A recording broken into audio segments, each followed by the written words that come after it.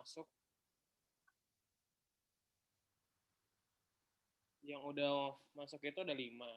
Yang pertama Sinovac, kedua AstraZeneca, ketiga Moderna, rencana masuk, Pfizer, rencana masuk, Sputnik, rencana masuk juga. Jadi 5 itu yang memang sudah dapat emergency use authorization dari WHO sama dari Badan POM juga. Perbedaannya dulu deh kita bahas. Jadi perbedaannya itu sebenarnya dari segi ini. Dari segi bahannya, kemudian apa yang mereka berikan waktu vaksin itu. Jadi kalau Sinovac deh yang paling banyak dulu ya. Kalau Sinovac itu dia itu adalah vaksin di mana dia memberikan inactivated virus. Jadi virus yang sudah dilemahkan atau sudah dimatikan. Ya. Itu udah dilemahkan. Jadinya nanti tubuh itu merespon dengan ya mengenali si virus ini sehingga membentuk kekebalan.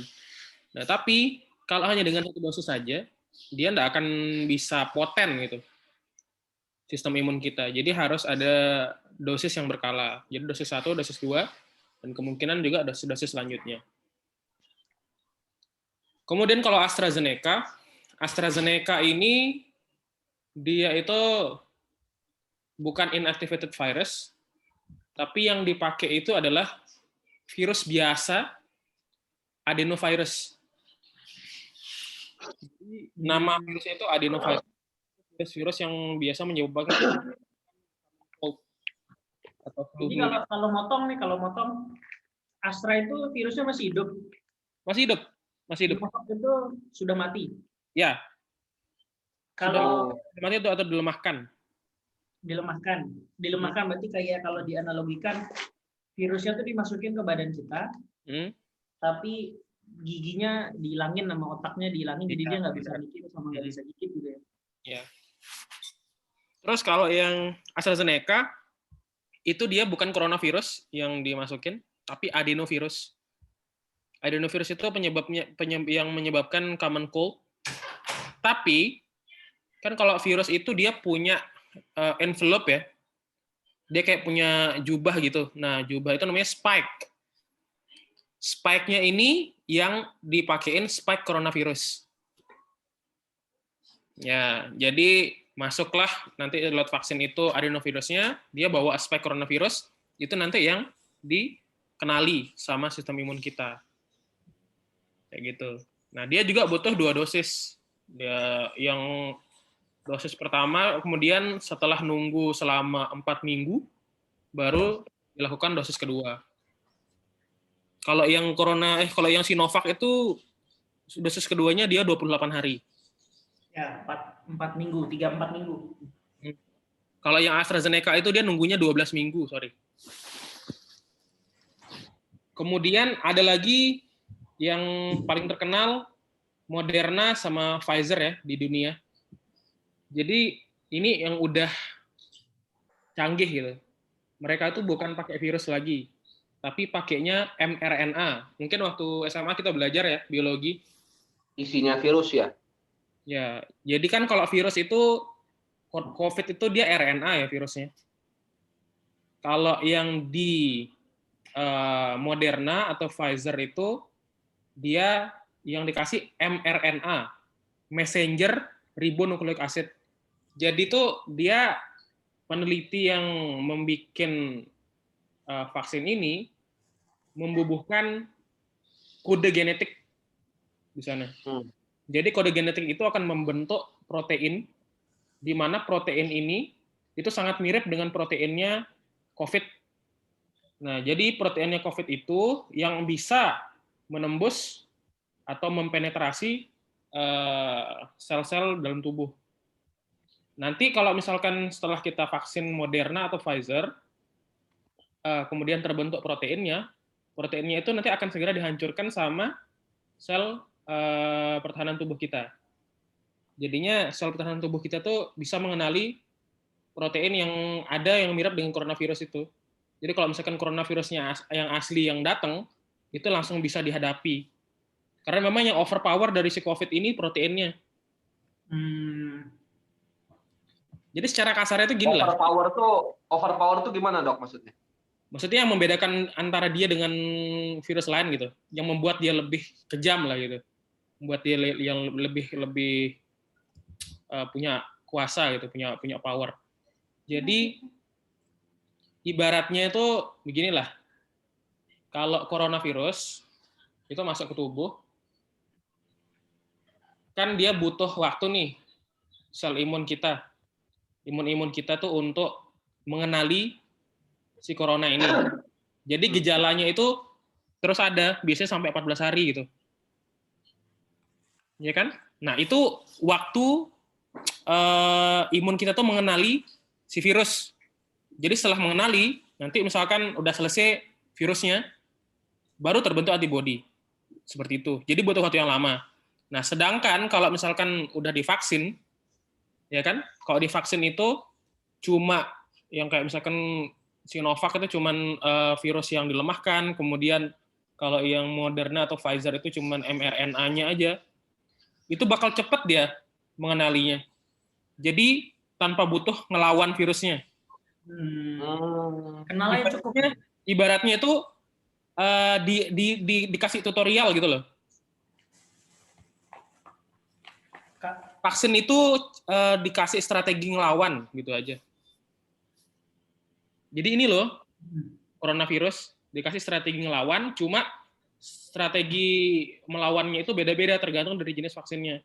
Kayak yang tadi saya bilang, kalau Sinovac pakai inactivated virus, kalau AstraZeneca pakai adenovirus, sama kayak Sputnik juga adenovirus pakainya. Kemudian kalau yang Pfizer sama Moderna itu pakai mRNA.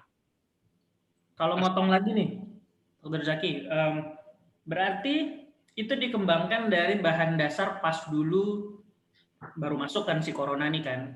Iya, benar. Sama ahli diteliti lah ya, oh gini cara ngelawannya. Ini kalau ada varian baru berkembang terus, harusnya vaksinnya juga berkembang lagi terus ya? Iya, benar banget.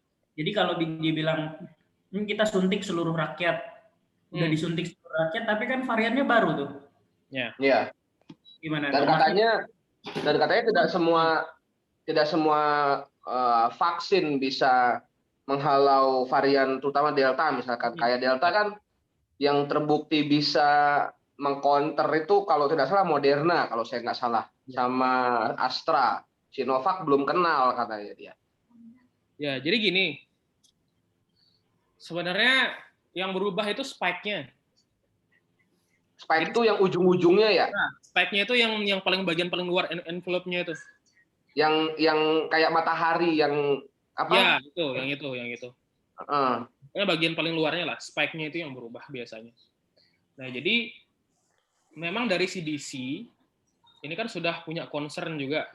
CDC itu punya concern terhadap varian-varian baru ini dari sejak awal mereka belum dipublikasi gitu kan. Kayak dulu namanya masih B1771, masih B1671. Kalau sekarang namanya varian Alpha, varian Delta kayak gitu-gitu.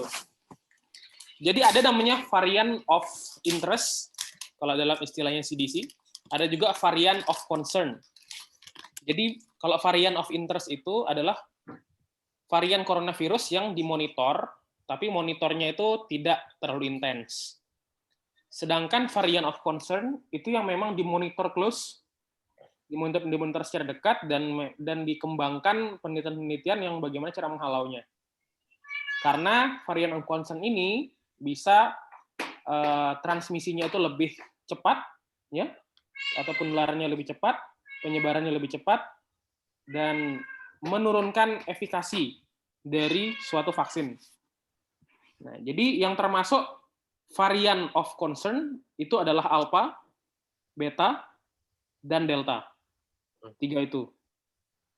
Kalau alpha itu kebanyakan di Inggris, kalau beta saya lupa itu di mana, kalau nggak salah masih di Asia. Terus kalau yang delta itu memang paling banyak itu di India. Sedangkan ada varian of interest, ya. Varian of interest ini sekarang yang lagi berkembang juga. Itu ada varian baru kayak Iota, Kappa, sama epsilon. Nah, itu tapi masih varian of interest karena mereka masih belum terbukti untuk menurunkan efikasi dan memang transmisinya itu belum terlalu terbukti untuk penyebaran. Kayak misalkan kan kayak Delta tuh 1,5 kali lipat lebih ganas daripada COVID biasa kan, maksudnya penyebarannya gitu. Walaupun gejalanya sih nggak jauh beda. Seperti itu kalau varian. Nah, jadi yang membedakan antara satu varian dengan varian yang lain itu jenis spike-nya ya, Dok ya? Ya, jenis spike. Bukan RNA-nya ya? Ya. Nah, jadi dari sana pun kita udah tahu nih, yang berubah kan spike-nya. Kita jadi tahu toh mana jenis vaksin yang kemungkinan besar bakal terpengaruh. Jadi kayak inactivated virus yang memang COVID asli, kayak Sinovac, ya tentunya itu bakal terpengaruh. Dia akan menurunkan efikasi. Jadi semakin nggak efektif dong. Jadi tak jelasin dulu deh. Dalam istilah vaksinasi COVID, itu ada namanya efikasi, ada namanya efektivitas. Beda nih, karena bakal sering disebut nih, terutama di media-media. Jadi kalau efikasi itu adalah bagaimana sebuah vaksin menyebabkan hasil swabnya itu negatif. Gitu aja. Kasarnya gitu. Nah, sedangkan kalau efektivitas itu adalah bagaimana sebuah vaksin itu mencegah terjadinya hospitalisasi. Hospitalisasi itu mencegah angka dirawat di rumah sakit. Lebih buruk. Ya, angka dirawat di rumah sakit atau angka morbiditas maupun mortalitasnya. Seperti itu. Morbiditas itu ya angka dia sakit sedang atau berat, kalau mortalitas itu angka kematian. Ya. Jadi itu bedanya efikasi sama efektivitas. Sampai sini jelas kayaknya efikasi efektivitas itu, karena itu bakal menentukan kenapa sih Badan POM itu mengeluarkan emergency use of authorization. Karena memang Sinovac, kita bicara Sinovac dulu ya. Sinovac itu kan vaksin yang paling banyak di Indonesia nih. Sinovac itu efikasinya kalau dari hasil uji klinis tahap 3 itu sangat tidak memuaskan dari segi efikasi. Efikasi yang uji klinis yang paling besar itu yang ada di Brazil itu 50,4% efikasi. Kalau kita bicara efikasi ya. Cuma efektivitasnya sangat memuaskan di atas 85%. Itu yang mana, Dok? Sinovac. Oh, gitu ya. Ya, cuma klaim di Indonesia dia efikasi 65%, mengacu pada hasil uji klinis tahap 3 di Bandung. Kenapa bisa berbeda? Berbeda ya karena ada ethnicity juga bisa berpengaruh. Oh, Dok. Soal jadi kan kalau kita kan Asia rasnya mongoloid mungkin ya. Terus kalau yang misalkan dicoba di Kaukasian dan sebagainya itu sangat bisa aja dia hasilnya berbeda. Tapi ada juga hasil uji klinis yang belum dipublish jurnalnya itu di Chile. Di Chile itu katanya sih efikasinya 80%. Oh, tinggi banget. Katanya ya 80%. Jadi sebenarnya berubah-berubah dinamis ya, tergantung dari hasil uji klinis. Jadi kan saintis juga di tiap uji klinis itu bisa aja dia mengubah komponen dari vaksinnya. Jadi itu makanya yang bikin juga dia hasil-hasilnya itu bisa dinamis. Dok, kira-kira ini nggak, kalau untuk efikasi di Indonesia, sampelnya kan hanya 1.600 sekian ya, berbanding dengan jumlah penduduk Indonesia kan 270 juta. Dengan sampel yang sekecil itu, apa bisa mencerminkan kira-kira ini dibutuhkan memang pas untuk rakyat Indonesia atau gimana? Soalnya kalau Brazil kan 30.000 ya kalau nggak salah sampelnya. Ya, paling besar di sana. Ya, sebenarnya kecil banget. Selain kita lihat jumlah populasi, maksudnya jumlah kuantitasnya, yang kita lihat itu juga kualitas dari yang diperiksa, yang diujikan. Ya, itu kan yang diujikan itu ada rentang usia, ya. Ada rentang usia, kemudian dari etnisitas juga. Nah, itu kita nggak tahu tuh, nggak ada dijabarin sih. Kalau kemungkinan dia memang variatif, dan itu representatif terhadap Indonesia, walaupun 1.600 itu bisa kita pakai sebenarnya klaimnya. Ya, karena kan memang kalau yang paling atas itu selain RCT ada namanya systematic review ya, meta analisis ya. Kalau meta analisisnya nanti mungkin dibuat ke depannya, kita bisa tahu. Jadi sebenarnya efikasi dari Sinovac itu segimana. Tapi sampai sekarang sih masih fluktuatif ya, jadinya dari 50,4, kemudian dari 65 sampai di Chile 80, itu masih fluktuatif. Tapi secara general, penggunaan emergency use of authorization dari WHO dan dari Badan POM itu sudah tepat. Karena yang paling yang paling diinginkan itu sebenarnya adalah efektivitasnya. Mana mencegah hospitalisasi. Bagaimana mencegah orang yang kena COVID itu tidak mengarah ke gejala sedang maupun gejala berat. Seperti itu. Berarti kalaupun tadi strategi vaksinasi ke seluruh warga Indonesia itu bisa dibilang nggak masalah juga. Tadi kan soalnya kita sebar Sinovac. Sinovac aja nggak bisa menghalau varian baru gitu. Sedangkan kita mau suntik semua tuh, aja udah batuk loh. Kita mau suntik semua ke warga-warga. Bisa dibilang kasarnya ini nggak ada gunanya dong. Orang sekarang varian baru tapi vaksinnya vaksin lama. Atau itu bisa menghalau dengan memperingan gejala jadinya tidak lebih mematikan dari sebelumnya. Jadi sebenarnya bukan dia totally useless ya. Bukan totally useless. Kita bicara Sinovac dulu deh.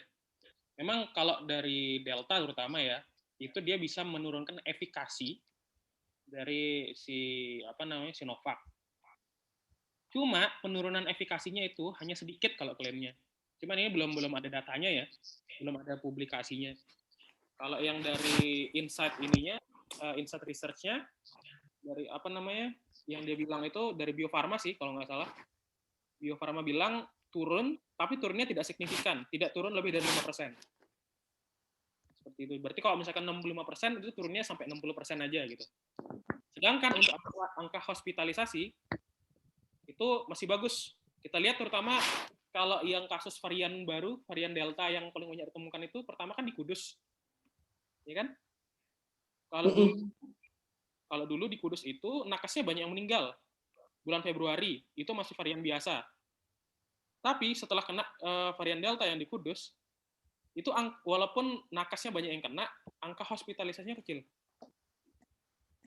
Nggak ada yang meninggal. Bahkan ada dokter spesialis paru yang dia positif, umur 70 tahun, itu survive dia.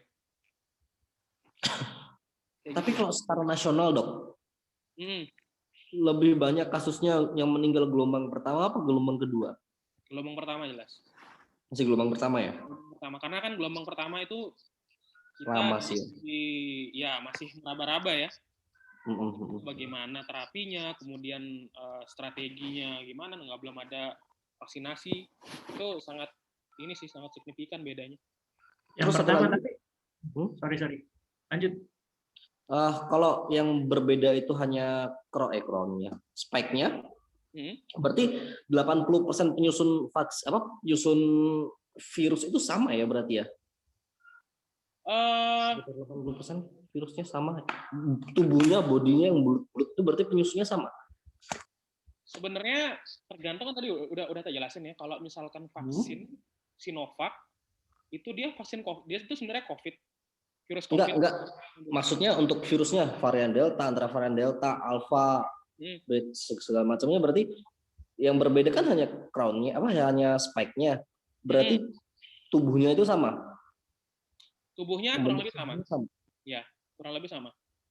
Berarti sebenarnya vaksinnya pun sekitar mungkin 80, saya nggak tahu angkanya, 70-80% mungkin sebenarnya bisa digunakan juga ya. Ya, masih bisa. Makanya kan masih dipakai. Ya. Cuma ini ada juga sih dari pemerintah, tapi masih buat nakes ya, untuk adanya dosis ketiga. Dosis ketiga itu nakes bakal dapat Moderna.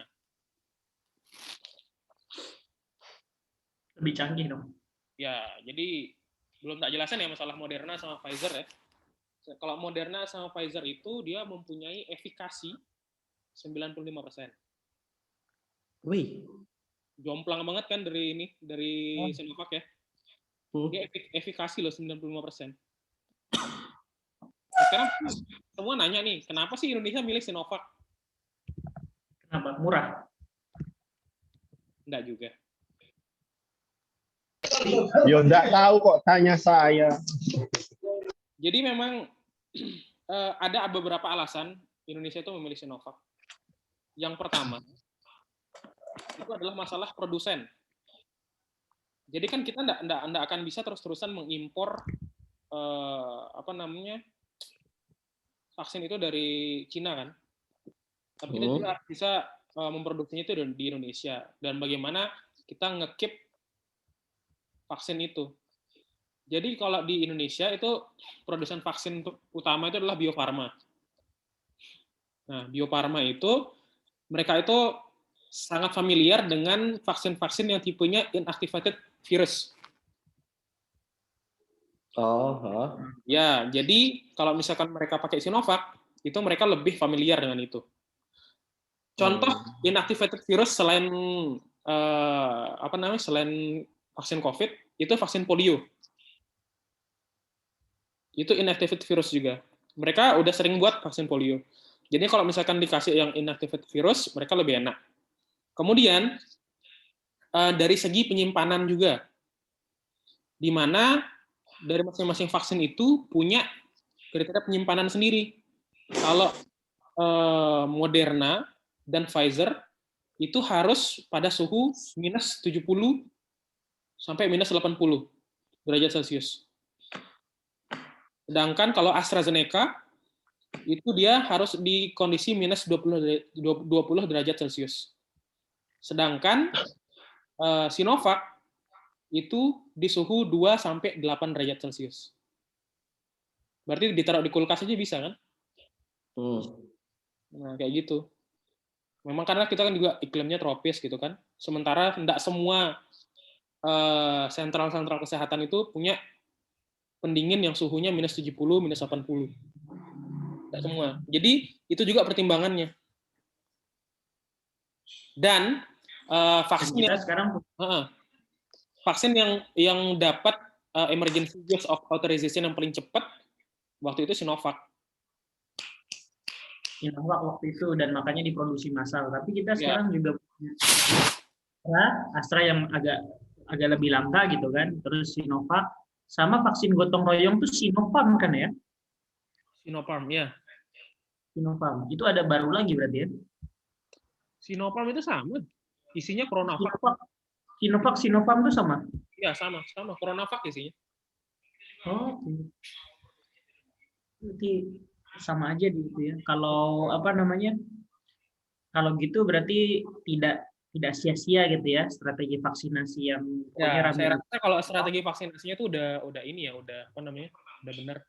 Kalau kita bicara negara tetangga ya, kayak misalnya Malaysia, mereka itu vaksin pertama agak lama, kita duluan vaksin kalau nggak salah, dia baru mulai vaksin itu Februari.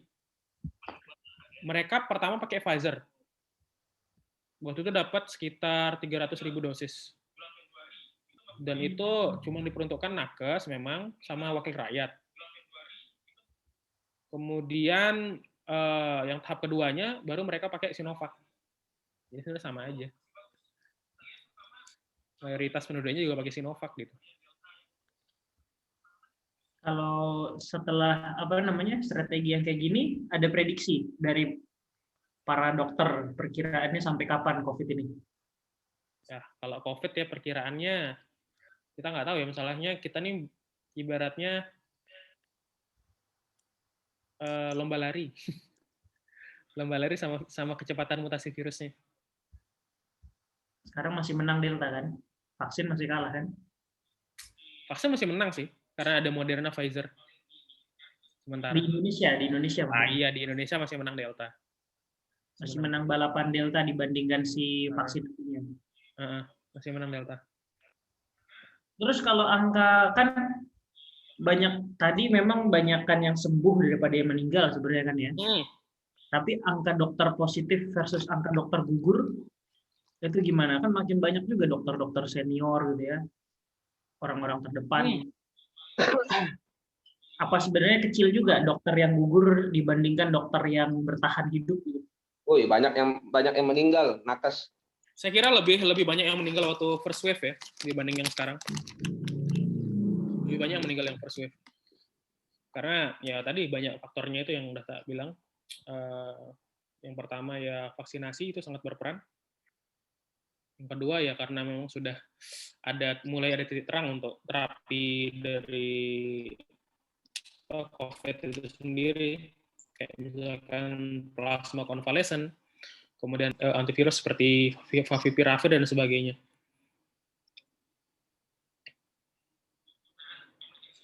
Ada harapan masih. Ya, cuma ya memang kalau sudah gejala berat ya, datang ke rumah sakit dengan gejala berat itu angka kesembuhannya kecil banget. Ya Allah.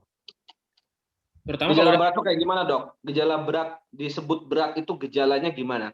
Apakah bisa terlihat dari gejala klinis yang kan kayak hari ini kan, untuk info buat teman-teman sekalian juga minta doa, kemarin dari orang tuanya juga positif. Nah, hari ini Abia positif dan Umi bergejala walaupun belum swab PCR, adik-adik dua-duanya juga bergejala. Tadi saya juga izin live sebentar dari Zoom karena telepon dengan orang tua. Kemudian tadi juga sebelum Zoom sama Dokter Zaki saya konsultasi via telepon. Dari Dokter Zaki saya diarahkan ke Dokter Bayu karena Dokter Zaki kan sebagai info buat teman-teman alumni, dia di RSU provinsi, kalau nggak salah ya Dok ya, di provinsi, dan untuk di Mataram sendiri di RSU provinsi itu untuk penanganan yang level berat gitu sampai kritis. Sementara kalau di kota itu penanganan ringan sampai sedang, dan di situ juga ada alumni yang standby yang memang bertugas di situ 2 orang. Kalau kata Dokter Zaki tadi ada Dokter Bayu Firdaus sama Dokter Anjar.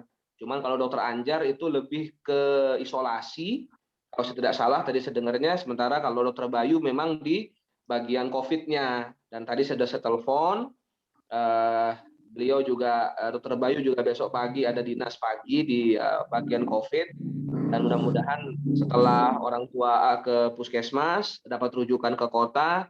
Tadi juga saya sampaikan ke Dokter Bayu, mudah-mudahan Dokter Bayu bisa mendampingi dan tadi saya konsultasi sama Dokter Zaki juga. Oh ini kayaknya gejala ringan, mudah-mudahan gejala ringan gitu. Kita berharap gejala ringan sehingga pemulihan, kemudian perawatan, isolasi tidak perlu di rumah sakit kalau kata dokter tadi. Nah, sebagai edukasi juga buat walaupun juga pernah positif kan, tapi jadi sebagai ilmu gitu.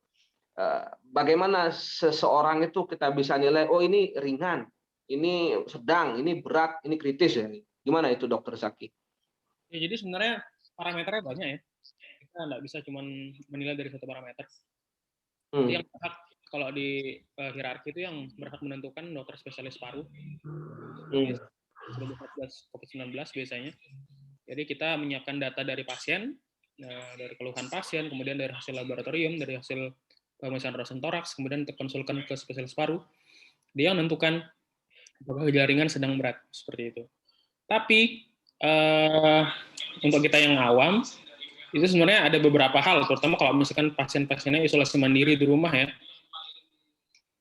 itu ada namanya tanda-tanda vital. Namanya itu udah tanda-tanda vital kan, berarti emang vital gitu loh, penting. Walaupun biasanya sih orang tahu, biasa orang awam sih tahu ini, cuman mereka nggak tahu kalau ini tuh vital. Yang pertama itu tekanan darah,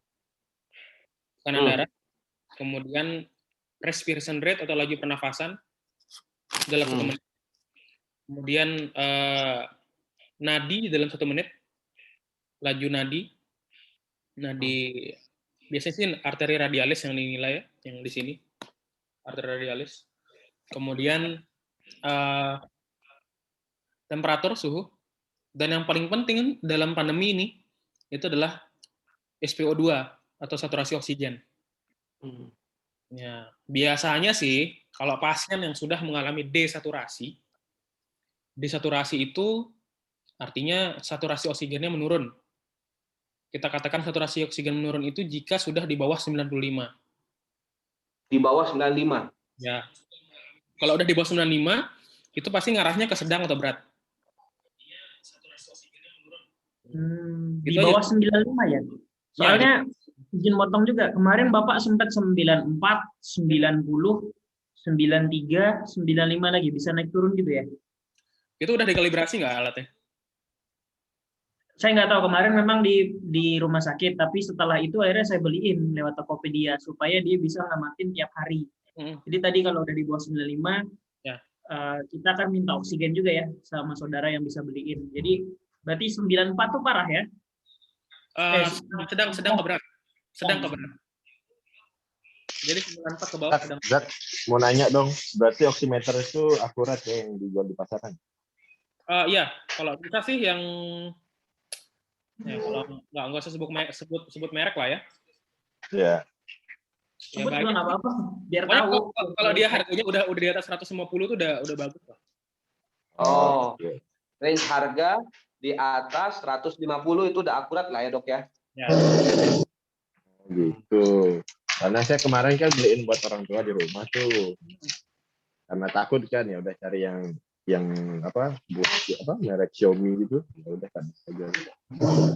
Soalnya kalau mau beli yang 100.000 masih meragukan kemarin. Ternyata di atas 150 ya. Terima kasih. Oke dok, lanjut dok. Jadi saturasi, laju pernapasan, tekanan darah, suhu, sama apa satu lagi tadi tuh? Nadi ya? Nadi. Oke. Biasanya kan kalau di oximetry ya namanya ya, yang membuat kompresi kedua itu, di oximetry itu selain kelihatan saturasi oksigennya, itu nadi. Nah, di situ. Biasanya kalau orang desaturasi itu saturasi oksigennya turun, nadinya naik di atas 100. Oh. Bisa gitu, kompensasi dia. Nah, tapi seringnya pada COVID itu ada namanya fenomena happy hypoxia. Ya, happy hypoxia. Betul. Gimana? Happy hypoxia itu orangnya ini biasa-biasa aja gitu, ngomong lancar gitu kan. Aktivitas masih kayak normal. Cuma dicek meninggal. Di bawah 95 gitu loh. Itu ada namanya peristiwa happy hypoxia. Kalau happy hypoxia itu berjalan lama, ya nanti akan mengalami desaturasi yang cepat. Itu bahayanya. Dan meninggal mendadak itu ya dok ya? Ya, itu salah satu penyebabnya. Happy hypoxia. Kadang dia kan datang ke IGD, keluhan batuk pilek anosmia gitu kan. Terus dicek ternyata saturasi oksigennya udah turun misalkan sampai 88. Terus di ronsen, ternyata hasil ronsennya itu tipikal pneumonia. Pneumonia itu radang paru. Biasanya sering pasien gitu. Itu namanya happy hypoxia. Apa yang terjadi kemudian, dok? Kalau terjadi happy hypoxia tanpa ada prompt treatment, tanpa ada penanganan yang cepat dan tepat, ya tentunya akan mudah sekali mengalami perburukan ke arah yang berat. Kadang pasien-pasien yang udah datang ke IGD rumah sakit, itu datang ke rumah sakit itu dengan oksigen yang saturasi 80%, 60%, dan itu tentunya udah masuk kategori berat gitu loh. Harusnya kan kalau misalkan dia terdeteksi lebih awal, dia nggak akan jatuh ke kategori berat. Jadi bisa kita tunda dia ke arah yang berat atau malah sembuh tanpa harus ke stage yang berat gitu loh.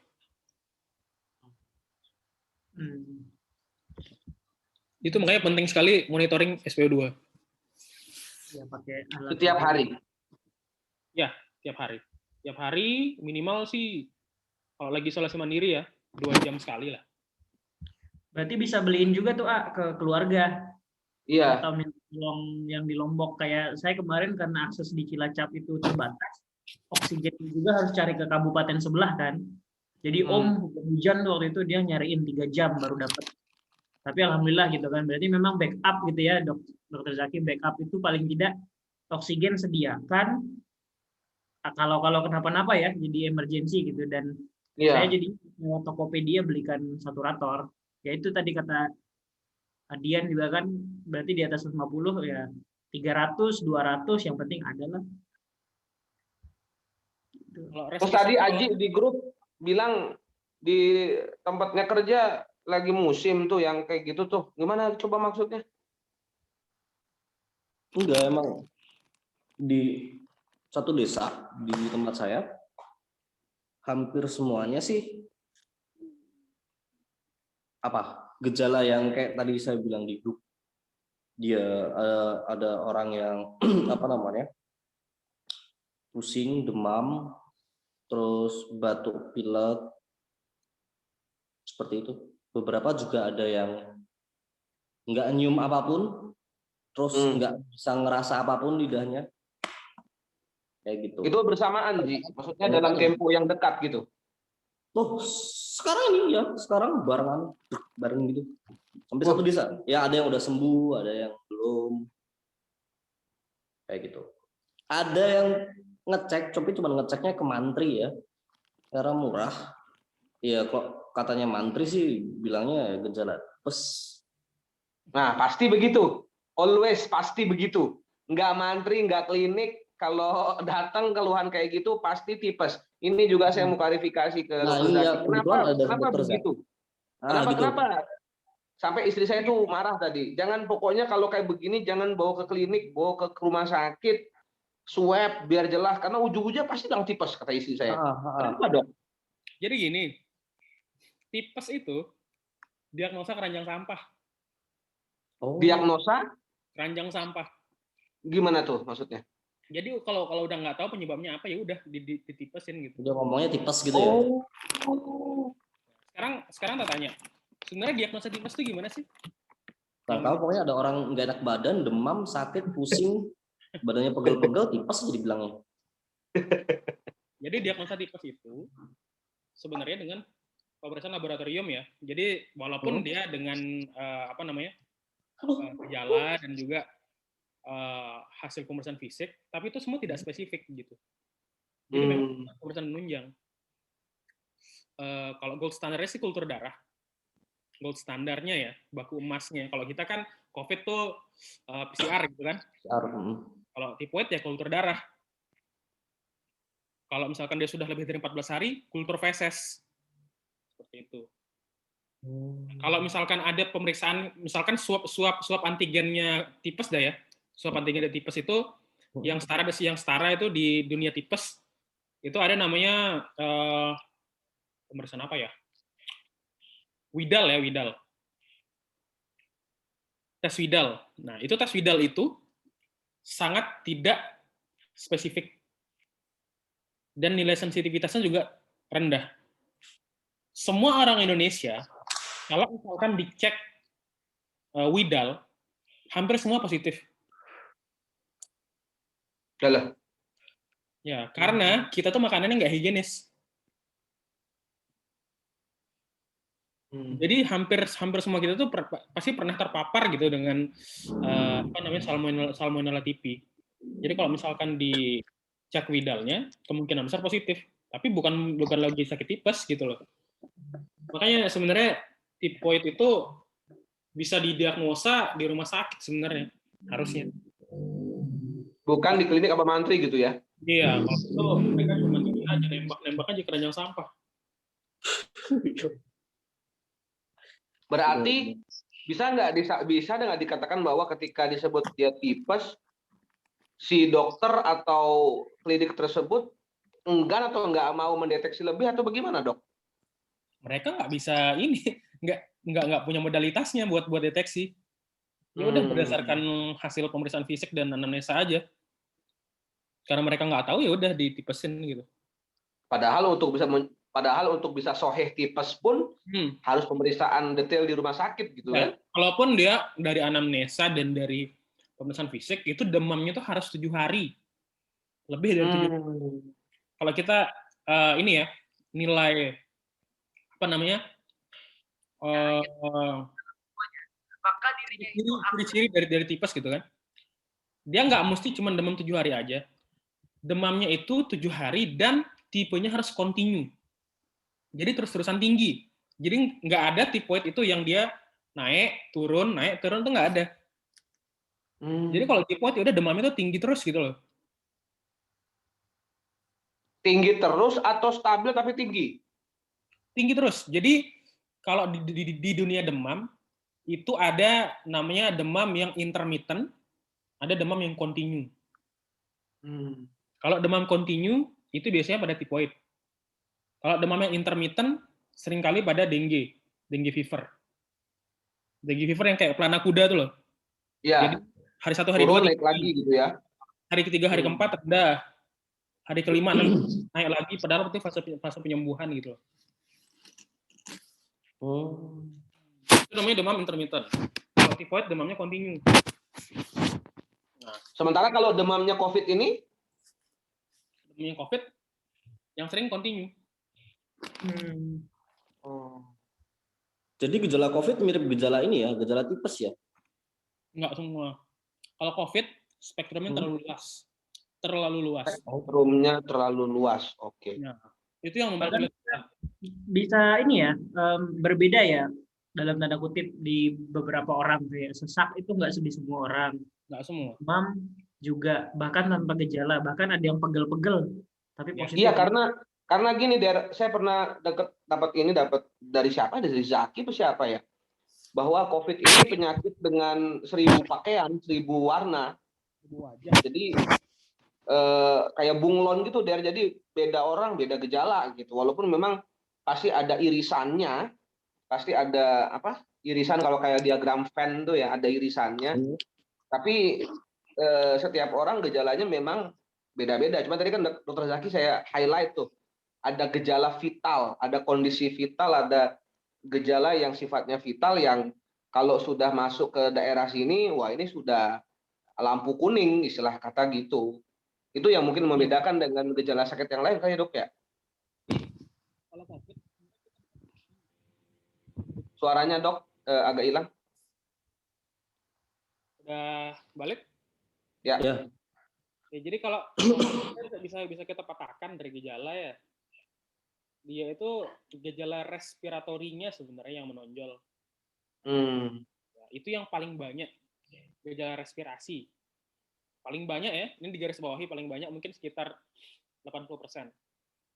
Tapi di bawah di 20% itu kan bisa tanpa gejala atau mungkin bisa gejala gastrointestinal, gejala perut gitu loh. Bisa diare.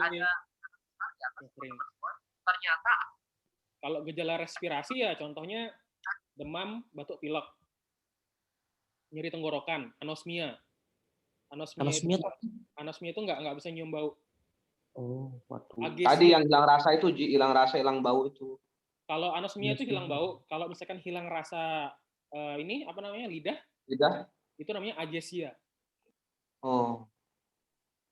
Itu kalau misalkan ada hal tersebut, kemungkinan besar most likely COVID. Apalagi anosmia. Itu ciri khas ya Dok ya? Ya. Kalau saya pengalaman ya, semua pasien anosmia yang pernah saya lihat di rumah sakit itu positif kecuali 1 orang.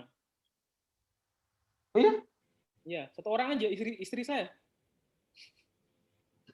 Maksudnya gimana? Coba. Ya, jadi selama saya nanganin COVID, itu pasien datang dengan anosmia pasti positif.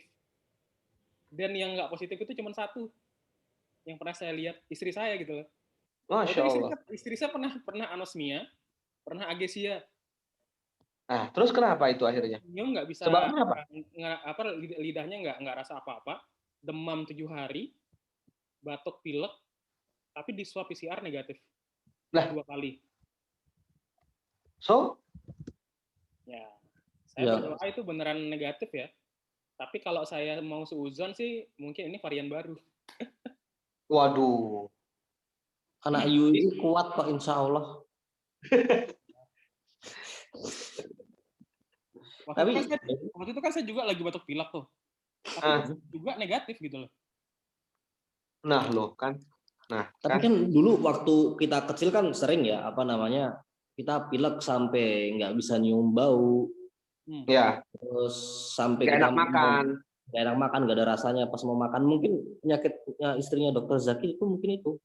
Ya, Kendala jadi penyakit apa namanya? saya juga ngiranya itu kan karena istri juga pernah ada sinusitis. Oh iya. Ya, saya itu inisiatif hidung. Ada tindakan namanya irigasi hidung.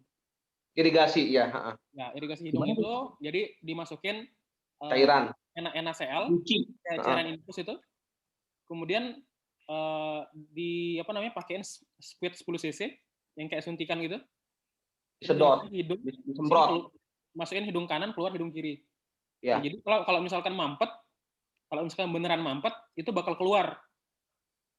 Itu udah tak coba sampai habis 500 cc NaCl air infus itu masih tetap anosmia. Oh. Kalau nyoba sendiri bisa nggak, Dok? Wah, bisa, serius bisa. Bisa. Soalnya saya itu nggak bisa nyium bau juga, serius. Bagus tuh kalau bisa nyoba sendiri. Tutorialnya banyak di YouTube. Istinsyak, istinsyak. Bahasa wudunya itu istinsyak, kayak istinsyak itu modelnya gitu. Yang ngisap air itu ya pas wudhu ya pas. Ya, cuma kalau ini kan lebih dalam, masuk sampai sinus-sinusnya gitu loh. Disemprot. Kalau ini kan disemprot, ditekan, ada daya dorongnya, jadi lebih dalam lagi dia. Nanti nggak masuk ke badan itu nanti? Enggak. Ya. Aman. Kalau Ya? dilakukan dengan benar aman. Harus pakai NaCl, Dok, atau pakai air biasa bisa? NaCl. Kenapa? Steril. Oh. Air garam ya berarti ya? Pakai air infus? Ya, literally air garam bener. Jangan kamu buat sendiri, Ji, pakai air garam di rumah. Nggak bisa air campur garam itu nggak bisa, Dok? Bisa, cuman nggak steril. Soalnya katanya Dokter Indro itu katanya, Dokter Indro, kamu tahu kan, Dok? Dokter Indro. Siapa nggak? Katanya kalau supaya untuk bersihin hidung dari virus COVID, salah satu caranya kumur-kumur pakai bersihin hidungnya pakai air garam. Benar. Gitu. Benar ya. Salah satu pencegahannya. Deri, di situ ada Prof Imam, Der. Bisa disapa, Der. Kalau mendengar nih. Oh ini. Ada Prof Imam di situ, bisa videonya dikeluarin. Halo yang di Gresik. Prof Imam masuk nggak nih suaranya? Prof? Lagi jemur pakaian. Hujan ini. Luar biasa, Prof. Berarti balik lagi kalau misalkan kita jangan-jangan ya, termasuk saya, banyak orang itu tuh sebenarnya udah nularin COVID ya. Dengan saya keliling-keliling gitu, misalkan ketemu orang silaturahmi, terus besoknya si orang itu positif, saya nggak positif gitu kan.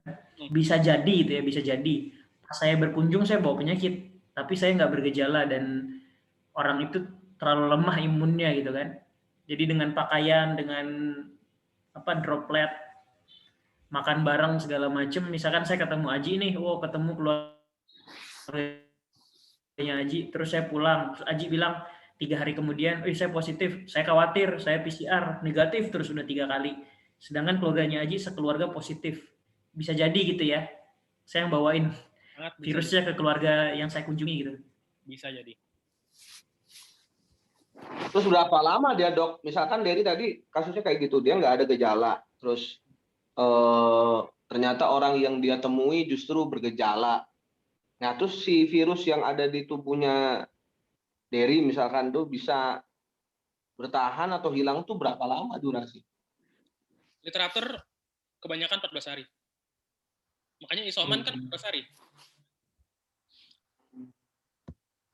Mati sendiri setelah 14 hari? Ya. Karena sejatinya coronavirus itu self-limited disease. Sejatinya. Kenapa? Apa itu? Sejatinya coronavirus itu self-limited disease. Jadi sembuh sendiri. Self-limited disease itu apa, Dok? Bisa sembuh sendiri. Atas disease. Bisa sembuh sendiri. Tapi bisa mati sendiri tiba-tiba juga ya, kalau parah. hanya imigrasi RI yang minta isoman WNA cuma. Nah, ini dari sisi. Nah, kalau 5 hari gimana, Dok? Nggak tahu. Kurang. 14 hari. 14 hari ya. Ya. Rekomendasi 14 hari. Kalau aku positif 14 hari nggak kerja ya. Garis. 14 hari dari hitungannya dari gejala pertama. Dari gejala pertama, Ji. Tadi mulai kayak ngerasa nggak enak badan gitu. Misalkan udah swab positif, berarti 14 hari dari hasil swab positifnya. Tapi kalau misalnya berarti ABAA itu mulai hari ini terhitung 14 hari. Ya, kalau misalkan nanti isolasi mandiri, berarti hitungan isolasi mandirinya tuh dari dia di swab, bukan keluar hasilnya, dari di swab. Karena kan pada beberapa center itu kadang hasil PCR itu 1 kali 24 jam gitu loh. Oh iya. Dia itu dihitung dari hari dia di swab. Bukan. Jadi swabnya tanggal 7 nih. Bukan dari gejala badannya nggak enak. Kalau sementara rekomendasi yang berlaku itu masih dari hasil swabnya. Dari hari swabnya. Dari hari swab ya, bukan hasil ya. Ya, dari hari swab. Misalkan hari swabnya tanggal 7, hasil swabnya keluar tanggal 8, berarti dia dihitungnya itu isomannya mulai dari tanggal 7. 7. Ya.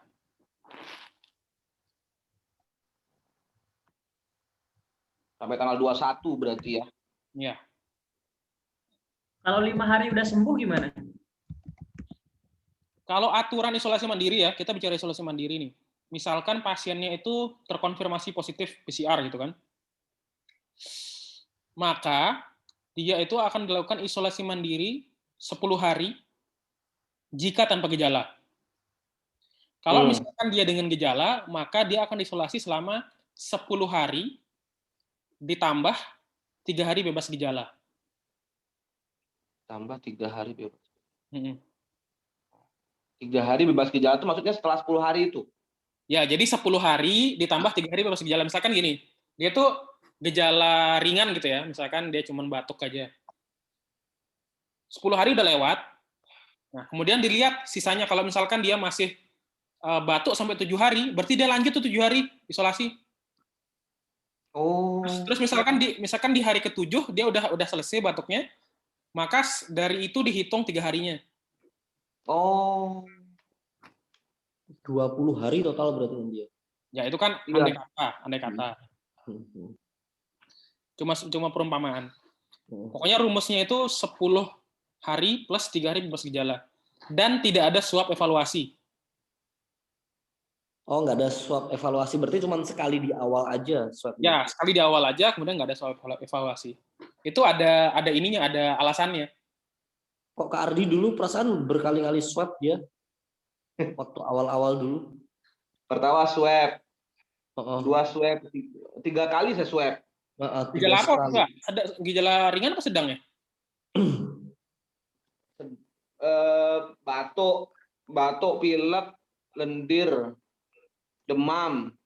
Isoman Kak Ardi itu yang jelas. Isoman dulu. Waktu itu kan awal-awal COVID kan? Awal COVID. Jadi polisinya atau kebijakannya itu baru-baru kayaknya 2 bulan ke belakang deh.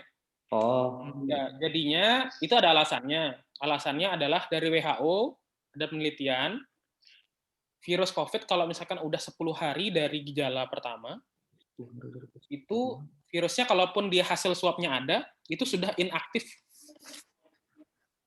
Tidak menularkan. Gitu. Itulah mengapa kebijakan-kebijakan ini keluar. Dari gejala pertama itu ya? Ya. Nah, tapi Zak, kan tadi saya ada baca-baca tuh.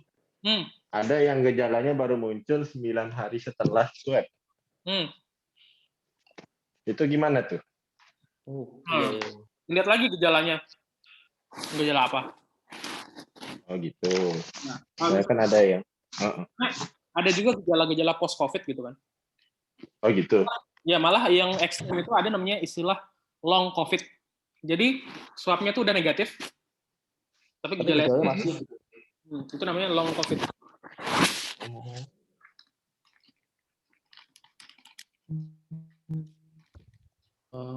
Kalau apa namanya? Nggak tahu nih. Saya sih mungkin terakhir udah 1,5 jam juga, silakan kalau masih mau diskusi. Apa? COVID itu sekarang juga ini ya, bisa mulai menular ke hewan, kayak ke kucing, saya baca-baca. Bisa menular juga ya sekarang. Tapi sebaliknya hewan bisa menularkan juga ke manusia. Kalau itu belum ada penelitian ini sih, EBM-nya belum ini ya, belum ada yang tak baca. Juga belum ada yang ini, belum ada yang publish secara peer review yang bagus, itu belum ada. Sampai sekarang pun sumber COVID kan kita belum tahu ya. Nah, kalau dari rilisan WHO sih karena mutasi itu ya di dalam hewan yang dimakan. Yang kelelawar, kelelawar sama ular. Yang dari Tiongkok betul. Ya, yang dari pasar Wuhan. Oh, udah confirm itu ya? Ya, kalau dari WHO rilis statementnya itu. Hello, my name is Andrew, and I am the deputy representative, working with business for achieving a programmatic. Sip. Ada lagi? Dok, satu lagi dok. Dokter tahu Profesor Nidam? Siapa gitu ya? Kenapa? Enggak tahu. Hah? Cuma dengar. Kenapa? Profesor Ngidam. Beliau pernah neliti, coba nanti saya juga kasih jurnalnya, cuma sudah baca tapi nggak paham karena bahasanya bahasa ilmiah. Ajar dong. Katanya varian D614 itu Delta bukan? B167 kalau nggak salah. D614. Ya. Virus corona yang D614 berpotensi untuk setelah kita divaksin itu berpotensi untuk mutasi lebih ganas. Jadi katanya itu malah bisa ngajak antibodi nyerang badan kita karena ada ADE apa itu ADE? Antibody dependent enhancement. Itu. Antibody dependent enhancement. Pernah dengar kayak gitu, Dok? Jadi ini juga ada jadi concern ya. Pertama terkait AstraZeneca. Kan yang santer tuh karena AstraZeneca yang menyebutkan ADE kan? Iya, katanya AstraZeneca. Ya, jadinya itu masih dibantah. Sampai saat ini masih dibantah. Kalau yang ADE itu sampai sekarang yang ditemukan itu pada virus dengue aja. Jadi dengue, jadi misalkan nih kita kena demam berdarah nih. Dengue itu dia kan virus nih. Ada dengue 1, dengue 2, dengue 3, dengue 4, dengue 5. Jadi misalkan dalam kesempatan pertama dia itu kena DBD dan dia kena virus dengue 1. Gitu kan? Ya, pada kesempatan kedua dia itu kena virus dengue 2. Itu virus dengue yang berbeda kan, karena udah terbentuk antibodi yang dengue 1 dan dia ketemu sama antigen dengue 2, itu akan terjadi namanya antibody dependent enhancement. Jadi gejalanya itu akan bakal jauh lebih hebat daripada dia saat kena pertama. Nah, penjelasannya gitu. Tapi kalau yang pada COVID itu belum dikonfirmasi. EBM-nya itu masih belum ada sementara. Masih belum diakui. Oke. Terus satu lagi, misalkan saya positif COVID, misalkan. Kapan saya bisa terima vaksin? 3 bulan. Setelah. Waduh, guys, longo-longo 3 bulan ya. Penyintas tuh 3 bulan. 3 bulan. Makanya kalau nyangkul tuh pakai masker, tuh. Keburu dapat vaksin Nusantara, Kom Ji. Ya. Nah, ya sama vaksin Nusantara gimana sih, Dok? Katanya. Ya, sebenarnya tadi kita udah bahas ini ya, udah bahas jenis-jenis vaksin itu. Di Indonesia ada 5. Kemudian ada juga yang dimotori sama Terawan ya. Yang pakai dendritic cell. Vaksin Nusantara itu dia pakai dendritic cell. Dendritic cell itu adalah salah satu dari APC atau antigen presenting cell. antibody presenting cell. Jadi sel yang antigen presenting cell. Jadi sel yang mempresentasikan antigen. Dia itu nanti dapat informasi itu dari innate immunity, kemudian akan diteruskan ke imunitas spesifik. Kalau innate immunity-nya itu contohnya itu adalah makrofag. Ya mungkin yang kita udah belajar biologi dulu ya. Makrofag itu jadi innate immunity-nya untuk barisan pertama. Kemudian kalau sudah dimakan misalkan sel yang sudah virus, maka itu akan diteruskan ke sel dendritik, di mana dia sebagai APC akan meneruskan ke imunitas spesifik, di mana di sana nanti yang berperan itu adalah CD4 dan CD8. Gitu.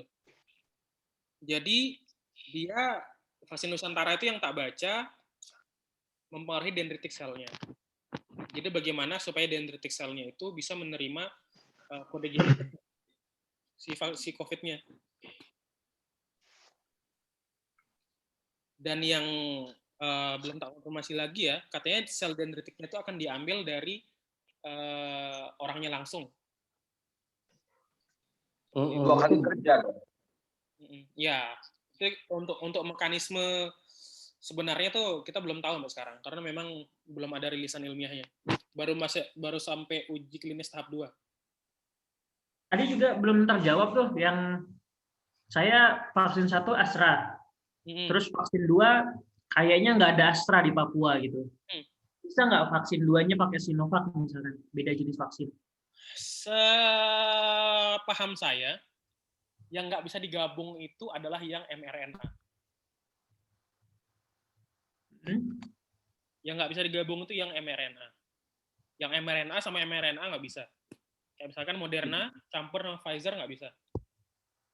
Nah, berarti ini bisa? Kemungkinan besar bisa. Tapi harus dikonsultasikan dulu ke dokter atau vaksinator setempat. Nah iya, soalnya kalau ternyata nggak bisa, berarti nggak bakal vaksin 2 dong, sampai tersedia lebih dari jadwal yang ditetapkan. Itu kalau kelewat jadwal vaksin gimana? Harus ngulang lagi vaksin 1? Enggak. Dikejar aja. Kejar ya. Dikejar sama. Jadi sebenarnya walaupun udah vaksin 1 itu udah terbentuk kekebalan, cuman tidak sekebal orang yang udah dosis 2 gitu. Oke. Itu pertanyaan dari saya lihat di TV untuk nakes vaksin gelombang 3 ya. Ya, gelombang 3-nya Moderna rencananya. Lebih canggih. Ya, Sinovac Moderna gitu. Pertanyaan Bang Imam tuh, berarti lebih kayak penguatan imunitas dengan reprogramming sistem imunitas orang itu sendiri. Yang mana nih? Kayaknya argumen yang tadi sebelum saya nanya. Itu yang tadi yang apa? Yang mana, Bro? Iya. Nah, sepaham saya itu ya. Sepaham saya itu. Karena ya rilisannya ya cuma dari CNN ya. Belum ada jurnalnya juga. Belum ada RCT-nya.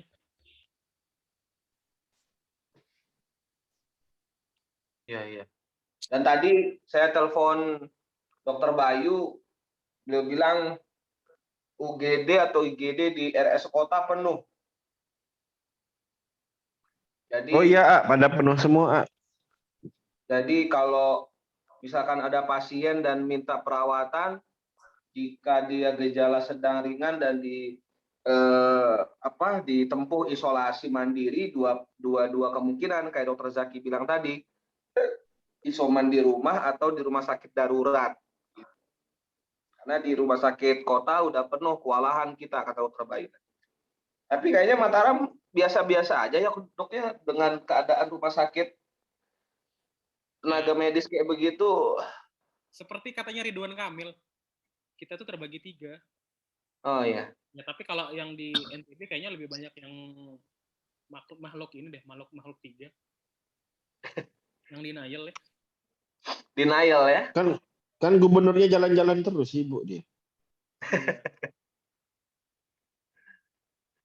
Bagaimana yang di Mataram, Afif nih? Benar nggak informasi itu? Kalau Zaki melihat kenapa warga Mataram kayak gitu, Zak? Warga Mataram kayak gitu karena kedewasaan masyarakat. Kayaknya kafe masih penuh, orang pada masih jalan-jalan. Saya lihat statusnya anak-anak Mataram itu masih pada nongkrong dan sebagainya. Karena kebijakannya half-assed. Gimana? Karena kebijakannya setengah-setengah. Susah. Kebijakan setengah-setengah, terus banyak foto gubernur berkeliaran tidak pakai masker, tidak ada jarak ya. Pejabat publik tidak mencontohkan. Pejabat publik itu tidak ngasih contoh, ya cuman mau lurus. Karena dia bilang gini yang ada. Lo kita tuh gubernur baik yang berkumpul-kumpul di masker, tidak masalah. Ya. Makan itu tersuruh jaga-jaga jarak. Gitu. Oh ya, Kak Dari nanya itu ya, oseltamivir ya? Saya mau nyinggung itu. Kenapa? Lupa. Oh iya boleh, yang flu burung. Ya. Ini saya udah dapat dari 2 hari yang lalu ya. Jadi 2 hari yang lalu itu nggak tahu ya, mungkin dia seminggu yang kemarin deh. Itu ada. Agak kecil soalnya dokter. 1 minggu yang lalu apa beberapa hari yang lalu lah pokoknya. Itu ada rilis rekomendasi ya. Rekomendasi yang diajukan oleh 4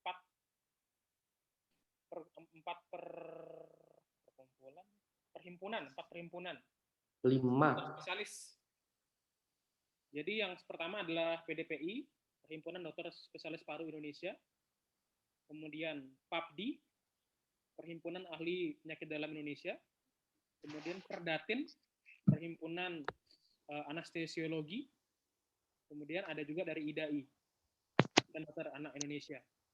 Itu merilis sebuah panduan tata laksana COVID-19 yang sudah direvisi, dan itu diajukan ke pemerintah. Di sana untuk oseltamivir sudah tidak diajukan sebagai terapi lini pertama COVID. Ada 2 obat katanya ya dok? Ya, kalau obat-obatannya itu untuk terapi antiviralnya ada 2. Yang pertama adalah remdesivir, dan yang kedua adalah favipiravir atau Avigan. Avigan.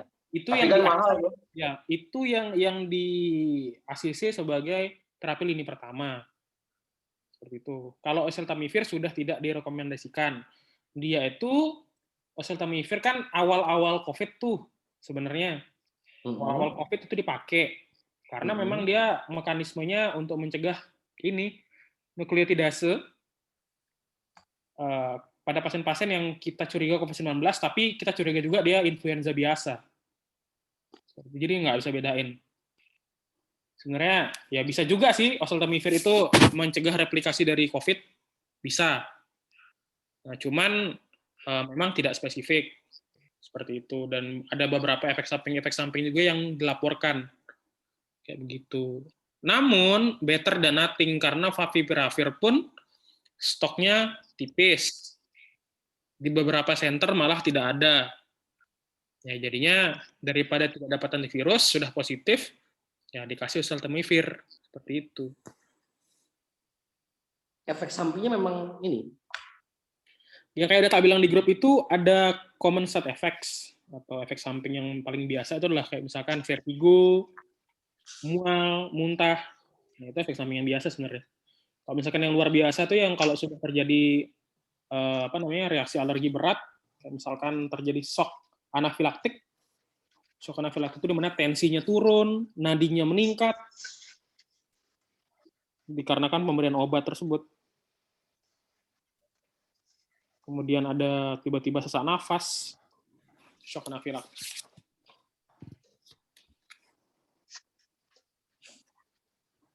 Dokter tahu Gamaras? Siapa tuh? Infus imunoglobulin. IVIG itu barang mahal, barang mitos tuh kalau di RSUP, tapi pernah keluar sih beberapa kali. Apa itu dok? Soalnya kemarin kita mungkin dokter tahu di Instagram AA juga salah satu ustadz di Jakarta, Ustadz Arif Munandar itu wafat. Nah, salah satu murid beliau, mutarobi beliau itu teman jamaah pengajian AA gitu sempat bertanya ke kemarin Gamaras infus imunoglobulin. Tidak lama dari beliau WA, besoknya kalau nggak salah Ustadz Arif Munandar wafat begitu. Apa itu Gamaras? IVIG itu sebenarnya didapatkan dari manusia ya. Didapatkannya dari manusia. Jadi diambil imunoglobulinnya, ya, kemudian itu untuk menekan terjadinya cytokine storm. Jadi sebenarnya yang terjadi pada pasien COVID dengan gejala berat yang paling sering itu adalah badai sitokin. Badai sitokin. Ya, sitokin contohnya adalah interleukin 6, interleukin 8 itu terutama. Itu yang paling sering menyebabkan terjadinya ARDS atau acute respiratory distress syndrome. Apa tuh? Itu terjadinya desaturasi oksigen yang sangat progresif, disertai dengan peningkatan laju nafas yang sangat cepat, takipnu, dan juga terjadinya asidosis metabolik. Jadi, keracunan. Di mana dia sudah tidak bisa kompensasi, ya. Bukan keracunan sih, tapi kalau dibilang keracunan bisa juga kebanyakan keracunan. Ya. Keracunan asam laktat gitu. pH dalam tubuhnya itu menurun. Ya dikarenakan dia ada asidosis metabolik ataupun ada asidosis respiratorik yang menyebabkan hal tersebut. Jadi sebenarnya yang bikin pasien-pasien COVID meninggal selain ada komorbidnya itu juga yang sering adalah cytokine storm. Pemicunya? Ya pemicunya ya tadi adanya interleukin 6 dan interleukin 8 yang ekspresinya berlebihan. Itu bisa terjadi pada COVID gejala berat. Berarti beliau Allahu yarham nih termasuk berat ya dok ya? Berat. Apa langsung berat hantam begitu kena langsung berat atau dia kayak anak tangga gitu? Jadi ringan, sedang, berat atau bagaimana dok? Perubahan itu bisa lebih cepat. Katanya juga tergantung virusnya ya. Delta ini kadang-kadang begitu kena langsung begitu langsung berat. Padahal kayak tadi dokter bilang ada hipoksia kan? Kalau rilisan CDC belum ada yang mengatakan severitas ya. Tapi yang jelas itu 1,5 kali lebih menular, itu aja. Kalau severitas sama dengan COVID biasa. Oh, kecepatan menularnya yang gini ya? Ya, kecepatan menularnya. Itu aja sih. Maksudnya tadi ketika tadi ada badai sitokin itu kemudian termasuk gejala berat, apakah dari awal hantaman itu langsung berat atau dia bagaimana dok? Ya awalnya sih pastinya ada desaturasi ya. Desaturasi ya oksigen yang turun terus-menerus. Kemudian tidak awas terhadap hal itu, ya sehingga akhirnya jatuh dalam keadaan seperti itu. Memang variatif pada masing-masing orang. Ada yang orang itu bisa langsung dia badai sitokin, ada yang tidak. Pasien yang dengan komorbid itu yang sangat gampang terjadi badai sitokin. HFNC. Apa itu dok? HFNC itu high flow nasal cannula, salah satu modalitas terapi kita untuk oksigenasi pada pasien COVID dengan desaturasi. Itu levelnya sedang? Sedang berat biasanya. Kita kasih tapi yang sering yang berat ya. Dia itu kita start pakai 30 liter per menit biasanya. Kalau misalkan oksigen biasa, yang nasal kanul yang ditaruh di hidung gini, itu sekitar 2-4 lah. Kemudian yang masker biasa, itu 6-8 liter per menit. Kemudian yang masker, terus ada rebreathing di sini. Iya. Yang kayak ada kantongnya itu. Iya. Itu 10-15 liter per menit. Nah, kalau yang di atas, kalau yang 30 ke atas, 30-60 flow, itu namanya HFNC. Di atas itu menggunakan ventilator, ada yang non-invasive ventilator, NIV, dan ada juga yang ventilator mekanik, yang harus dilakukan intubasi. Intubasi itu ditidurkan itu ya?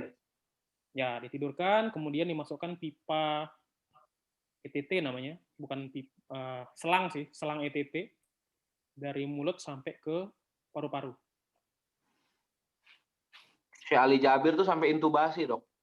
Ya, intubasi pakaian ventilator. Dan biasanya sih angka yang bisa sembuh ventilator sangat kecil. Kalau HFNC? HFNC masih bisa lah untuk apa namanya, balik. Cuma kan kalau udah HFNC-nya nggak ngangkat ya harus intubasi biasanya. Harus ventilator. Durasinya berapa lama itu? Dikatakan tidak ngangkat dan ngangkat. Jadi kita setelah pasang HFNC, ya, itu ada dosisnya. Karena pasti akan tidak nyaman dengan oksigen aliran tinggi. Bayangkan, pernah pakai oksigen nggak? Pernah pakai oksigen yang nasal kanul gini nggak? Pernah. Pernah. Nyaman nggak? Nyaman nggak? Ya kalau di sini masih enak sih, adem-adem gitu. Coba naikin jadi pakai Simple Max 6-8. Coba naikin jadi 10-15. Aliran deras. Hidung bakal kering. Biasanya pasien-pasien itu tidak akan kuat dalam waktu yang lama. Jadi kita pasang HFNC itu biasanya dalam 2 jam. Setelah 2 jam, kita cek analisa gas darah atau blood gas analysis. Kemudian kita lihat saturasi oksigennya. Apakah bisa meningkat dengan HFNC apa enggak? Kalau misalkan meningkat itu berarti ngangkat ya. Tapi kalau misalkan masih saturasi oksigennya turun, ya mau nggak mau kita harus ke langkah selanjutnya. Entah menggunakan ventilator yang non-invasif, atau harus yang ventilator mekanik dengan intubasi.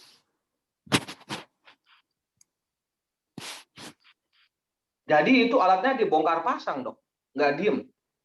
Yang mana? HFNC? Iya, bongkar pasang. Aduh. Yang diem ventilator. Dia dipasangnya di mana? Oh, kayak saya lihat kayak ada katupnya di sini masuk tenggorokan gitu. Digambar. Enggak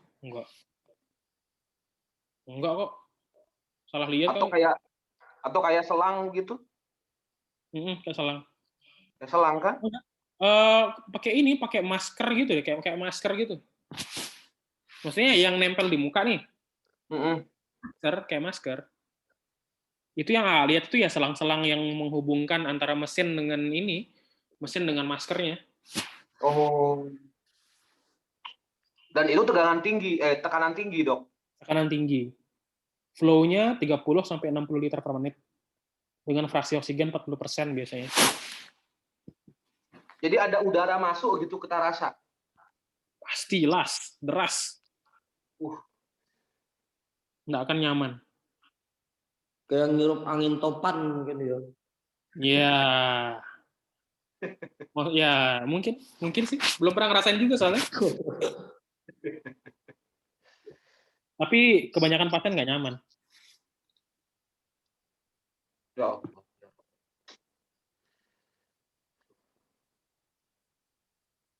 Kalau udah masih mute there. Iya, cuman komen gitu ya ternyata. Oh, ternyata saya nge-mute dari tadi ya. Karena makanan kita sehari-hari itu kalau di rumah sakit, maksudnya kita udah mikir gini ya. Kita udah nggak usah lah kerja terlalu keras. Caranya semampunya, karena mau gimana, semuanya itu nggak akan ada yang ideal di sana. Kita sedang dalam situasi pandemi, jadi sekarang itu tenaga kesehatan, terutama di IGD, kita sudah milih-milih pasien gitu loh. Kita udah dalam tahap milih pasien. Jadi misalkan ada beberapa pasien yang butuh ICU. Sementara anggaplah 5 pasien butuh ICU ya. Sementara bed di ICU sisa 1. Nggak mau harus cari yang paling tinggi probabilitas untuk diselamatkan. Nah, jadi kita bukan pilih yang paling parah. Kita pilih yang mana yang kemungkinan survive-nya tinggi. Nggak ada pilihan lain, Dok? Nggak ada. Kita harus pilih yang survive-nya tinggi. Dan kalau itu pejabat, ya kita harus pilih pejabat itu. Karena kan Jadi kalau pejabat, rumah sakit pejabat gimana? Punya provinsi itu. Kalau ngurangin pejabat malah bagus loh, Dok. Gak apa-apa itu mati aja. Iya. Jadi kalau lansia nggak dipilih gitu ya? Lansia sama orang muda yang dipilih orang muda. Tergantung. Opo to, Meng? Kalau Lapar misalkan orang to. mudanya lebih parah dari lansianya, kita pilih lansianya. Kita kan nilai tuh, nilai dari saturasi oksigennya, kemudian ya parameternya banyak lah ya. Dari apakah dia sudah ada koagulasi darahnya. Ini kalau boleh bertanya lebih private ke Dokter Zaki, pengalaman selama 1,5 tahun pandemi di RS provinsi, apa yang paling menyedihkan? Yang paling menyedihkan itu udah memperjuangkan pasien sedemikian rupa, udah sampai bookingkan ICU dan sebagainya, tiba-tiba ada keluarga yang dari jauh itu minta pulang paksa. Kondisi sudah megap-megap.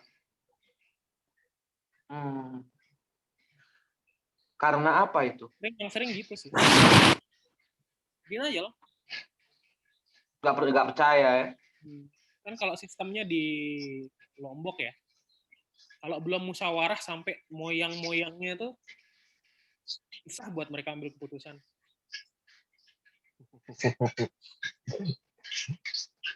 Pengen saya dialogin tapi. Terlampau lama musyawarahnya ya. Ama aku jatuh operasi nih berbentan. Bareh juruk nih, omongan juruk nih dan keluarga selaku kumpulan. Kayak gitu. Yo, dengan wah gawat nih berbentan. Baik tengah, baik. Benar. Bau telun-telun merak ngono. Duluan hilang bapak.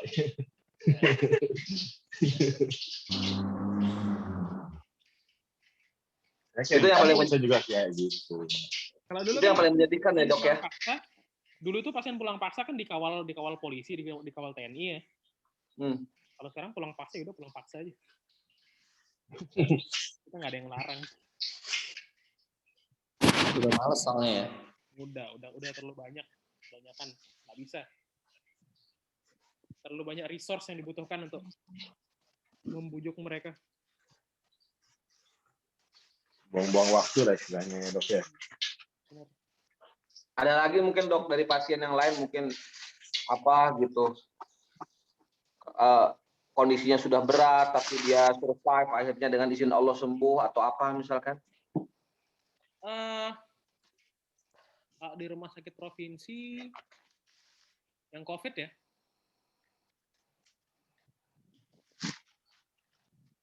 yang sering sih obgyn ya, kasus obgyn. Kenapa? Kasus obstetri hamilan. Oh. Ya. Biasanya sih ada yang kehamilan itu dia dengan kondisi namanya impending eclampsia ya. Impending eclampsia itu di mana terjadi banyak perubahan di dalam kondisi fisiologis ibunya yang menyebabkan dia kejang si ibu itu. Biasanya kondisi-kondisi ini itu butuh terminasi segera, butuh untuk diakhiri segera kehamilannya. Entah dengan kehamilan normal ataupun sesar, tapi biasanya sih sesar. Nah, biasanya pada pasien-pasien dengan impending eclampsia, itu kondisi bayi juga udah jelek. Kebetulan pada ibu ini dia impending eclampsia, kemudian dia juga ada penyakit jantung. Jadi di sana ada kondisi di mana keluarga harus milih apakah memilih ibunya atau memilih si bayi. Berat nih. Ya. Kalau dia tetap mau terminasi, mau diselamatkan bayinya, ibunya nggak selamat. Waduh, syahid ya. Mau pilih selamat ibunya, bayinya nggak selamat. Kau nih. Gemes belum kamu ya? Gemes belum ya?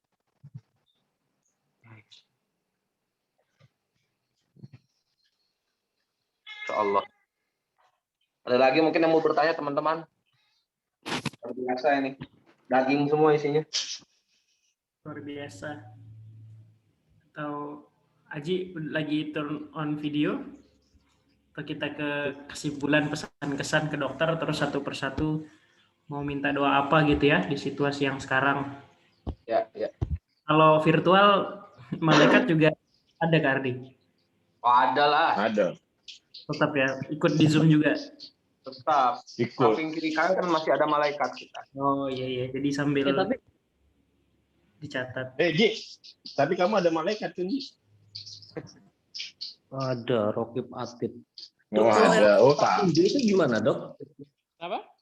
Kalau yang vitamin D, Oh iya, vitamin D itu sebenarnya kenapa semua curious sama vitamin D, pengen tahu tentang vitamin D itu karena sebenarnya waktu awal-awal COVID itu kan semua pasien itu dicek semua parameter laboratorium.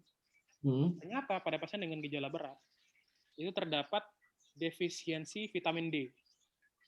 Kalau dalam jurnal-jurnal itu disebutnya VDD, atau vitamin D defisiensi. Nah, setelah ditelusuri, ternyata vitamin D itu punya peran dalam mencegah COVID yang lebih berat. Di mana dia punya tiga peranan.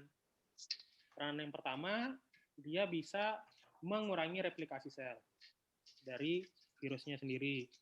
Kedua, dia sebagai agen imunomodulator. Yang ketiga, dia itu sebagai anti-inflamatori. Dia itu mencegah terbentuknya interleukin 6 sama interleukin 8 yang kita sebutin. Sebenarnya ketiga hal itu yang menyebabkan vitamin D itu akhirnya dijadikan terapi sebagai terapi suplementasi untuk COVID. Cuman untuk terapi definitifnya, untuk sementara yang digunakan itu adalah remdesivir sama favipiravir. Sisanya itu terapi suplementasi. Dan kemudian untuk terapetiknya sendiri pada pasien COVID yang sudah terkonfirmasi ataupun yang masih suspek itu biasanya berkisar dari 1.000 sampai 5.000 international unit. Jadi dosisnya tinggi. Sumber vitamin D yang paling murah? Telur. Putihnya, kuningnya, atau semuanya, Dok? Semuanya. Semuanya ya? Semuanya kalau nggak salah, iya. Berjemur kan? Berjemur, ya, itu bisa meningkatkan vitamin D endogen, cuman tidak sebanyak dalam seperti asupan. Walaupun matahari. Selain telur apa, Dok? Selain telur apa? Hati ya, daging ya? Ya, telur, hati, fish. Ikan. Ya, tapi jangan yang ikan air dalam ya. Maksudnya? Jangan yang kayak tuna gitu. Tuna sih. Katanya malah bagus tuna sama salmon. Jangan yang air dalam lah. Yang bagusnya kayak salmon gitu loh. Salmon atau apa sih ikan-ikan yang ini yang umurnya nggak panjang? Lele. Ikan-ikan laut yang umurnya nggak panjang. Karena kalau misalkan ikan-ikan laut yang umurnya panjang, takutnya banyak apa namanya? Cacing. Bukan. Banyak endapan mineral. Oh. Kan laut udah apa namanya? Iya. Udah tercemar. Sekarang tuh sangat tidak direkomendasikan untuk memakan ikan yang perairan dalam. Tongkol, Dok. Tongkol ya. Paling gampang itu sumber vitamin D paling banyak ya, Dok ya, paling gampang, paling murah. Paling gampang. Kalau paling banyak sebenarnya kalau kita bicara jujur ya, itu makanan-makanan yang fortified. Apa itu? Sereal. Ya, sereal. Banyak sereal yang vitamin D-nya tinggi. Coco Crunch gitu. Terutama sereal, nggak tahu ya. Kalau katanya sih sereal. Biasanya sih sereal yang di Amerika, soalnya tak baca tuh jurnalnya tuh memang fortified sereal yang paling tinggi. Nggak tahu yang di Indonesia bagaimana kandungan vitamin D-nya.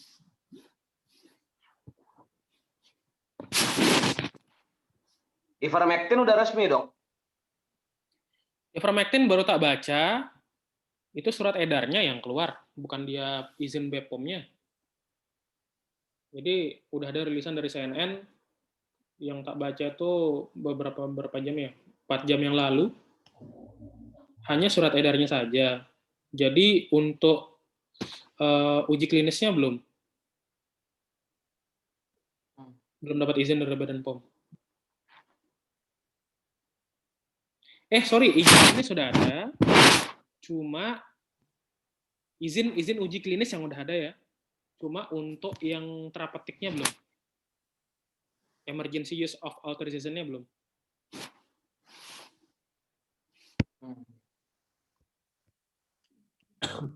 Karena memang ivermectin itu apa ya, pada beberapa meta-analisis memang kelihatannya meyakinkan, tapi ternyata setelah ditelusuri banyak sekali terjadi plagiasi dan fabrikasi di sana.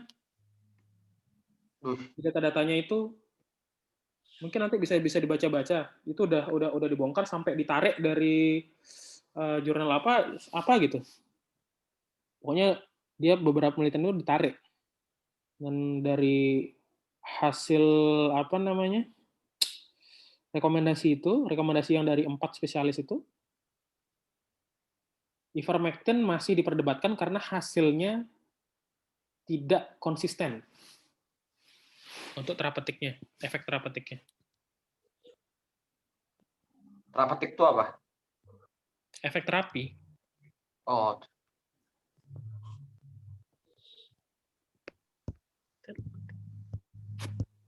Masya Allah. Allah. Luar biasa. Makasih banyak nih Dokter Zaki meluangkan waktunya yang kayaknya besok juga ada jaga ya, tiket ya. 3 pagi malam. Tuh, pagi malam. Bagaimana caranya Zaki menjaga kesehatan? Nanti di situ 11. Makan enak. Olahraga nggak sempat. Makan sehat. Iya, makan sehat, makan enak. Kalau makan sehat aja nggak enak. Makan sehat, makan enak. KFC enak apa gue? Enak ya. Nggak ada KFC ya, kasihan.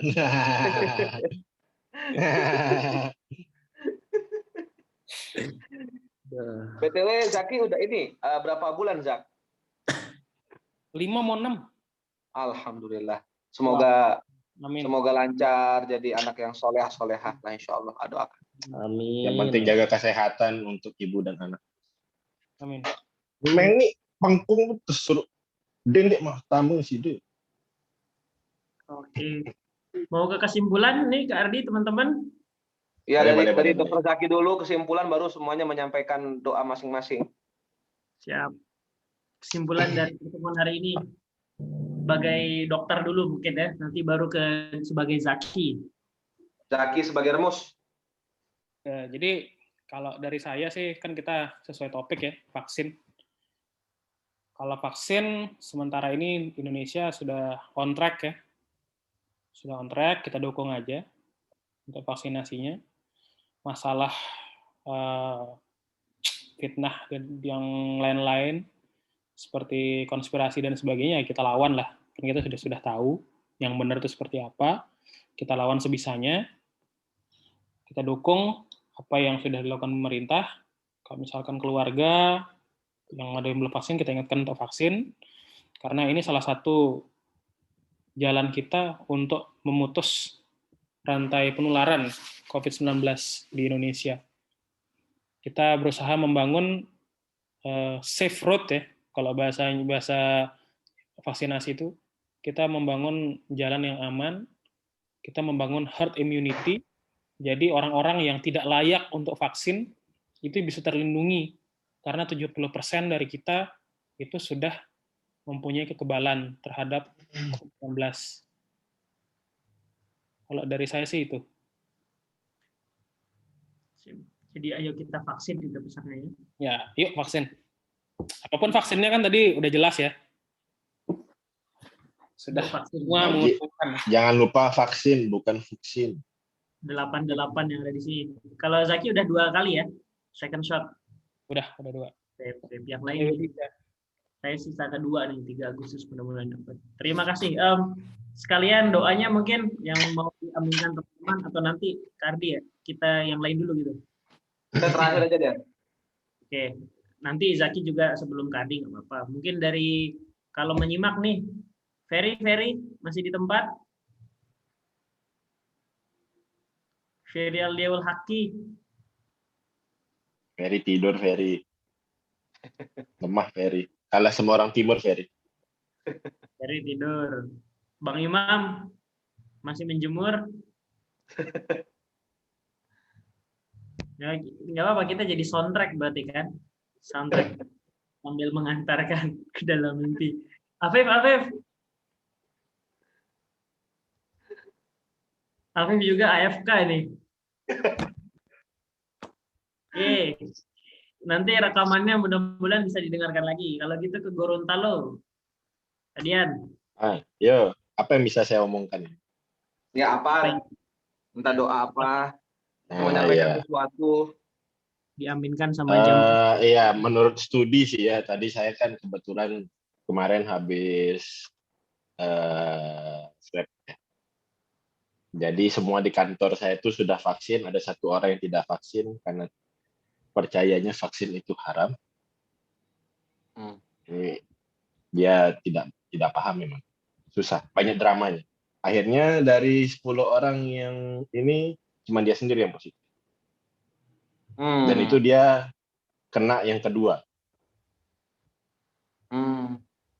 Jadi buat pelajaran kita jangan sampai nggak vaksin. Kompak udah. Dan Ternyata vaksin benar itu sih halal vaksin. ya. Vaksin Iya. itu halal Adian. Dan penemu vaksin kan Ar-Razi, ilmuwan Islam. Iya. Dan walaupun misalnya ada bahan yang ini kan sifatnya emergensi ya. Kalau emergensi kan ya. Iya. Itu sih yang banyak dari saudara-saudara kita yang tidak paham dan mungkin tidak mempelajari hadis atau sumber-sumber ilmu yang lengkap gitu ya. Masih sepotong-sepotong sih kalau saya. Terutama di Gorontalo sih kayak gitu. Dia nggak vaksin tapi ngerokok, Adian, sama Podoai kan. Dia ini lebih parah, sudah nggak vaksin, tidak menjaga prokes. Wah, sudah. Zolim terhadap diri dan orang lain itu. Kalau laki-laki masih dah bengal ya gitu. Ini cewek masalahnya, saya bingung ngomongnya. Oh. Masya Allah. Itu pentingnya. Ya udahlah. Pentingnya asam folat itu dalam 1000 hari pertama kehidupan. Soalnya kalau misalkan kurang otaknya nggak kebentuk. Kayaknya nggak minum Prenagen atau Enmam itu kayaknya. Yeah. Masalah kita tuh dikasih vaksin gratis gitu kan, istilahnya sudah diberikan fasilitas gitu kan, karena kita melayani setiap hari gitu kan, melindungi pensiunan. Dia tuh nggak mau tuh pikirannya apa juga bingung. Ya udahlah, udah besar kan, saya sudah ngasih tahu aja. Jangan cepat pensiun kan. Ya jadi itu sih closingnya. Jangan lupa vaksin yang belum vaksin atau karena sudah pernah positif kayak Ajin nggak jelas nih positif apa enggak nih. Jadi ya itulah. Kalau semoga kita yang penting doanya satu aja, sehat. Amin ya Allah. Oh iya, pesan Kak Haji. Kalau misalkan benar-benar positif, saat itu mahal. Kalau gejala ringan, terus sudah selesai isolasi mandiri, daftar aja donor plasma konvalesen. Oh pasti. Ya, menyelamatkan banyak nyawa tuh. Tapi mudah-mudahan nggak positif, Haji. Ya semoga positif juga nggak apa-apa. Sebetulnya ada pahalanya di sana kan? Yang penting semoga sembuh gitu loh deh. Mau positif mau gitu, yang penting semoga bisa sembuh aja. Udah ada gejala kayak aja ya, gejala ringan tapi. Semoga bisa sembuh gitu aja. Yeah. Oke, terima kasih Adian. Amin. Ferry udah balik nih Ferry. Ini saya lagi main kucing. Gak tahu kucing siapa masuk.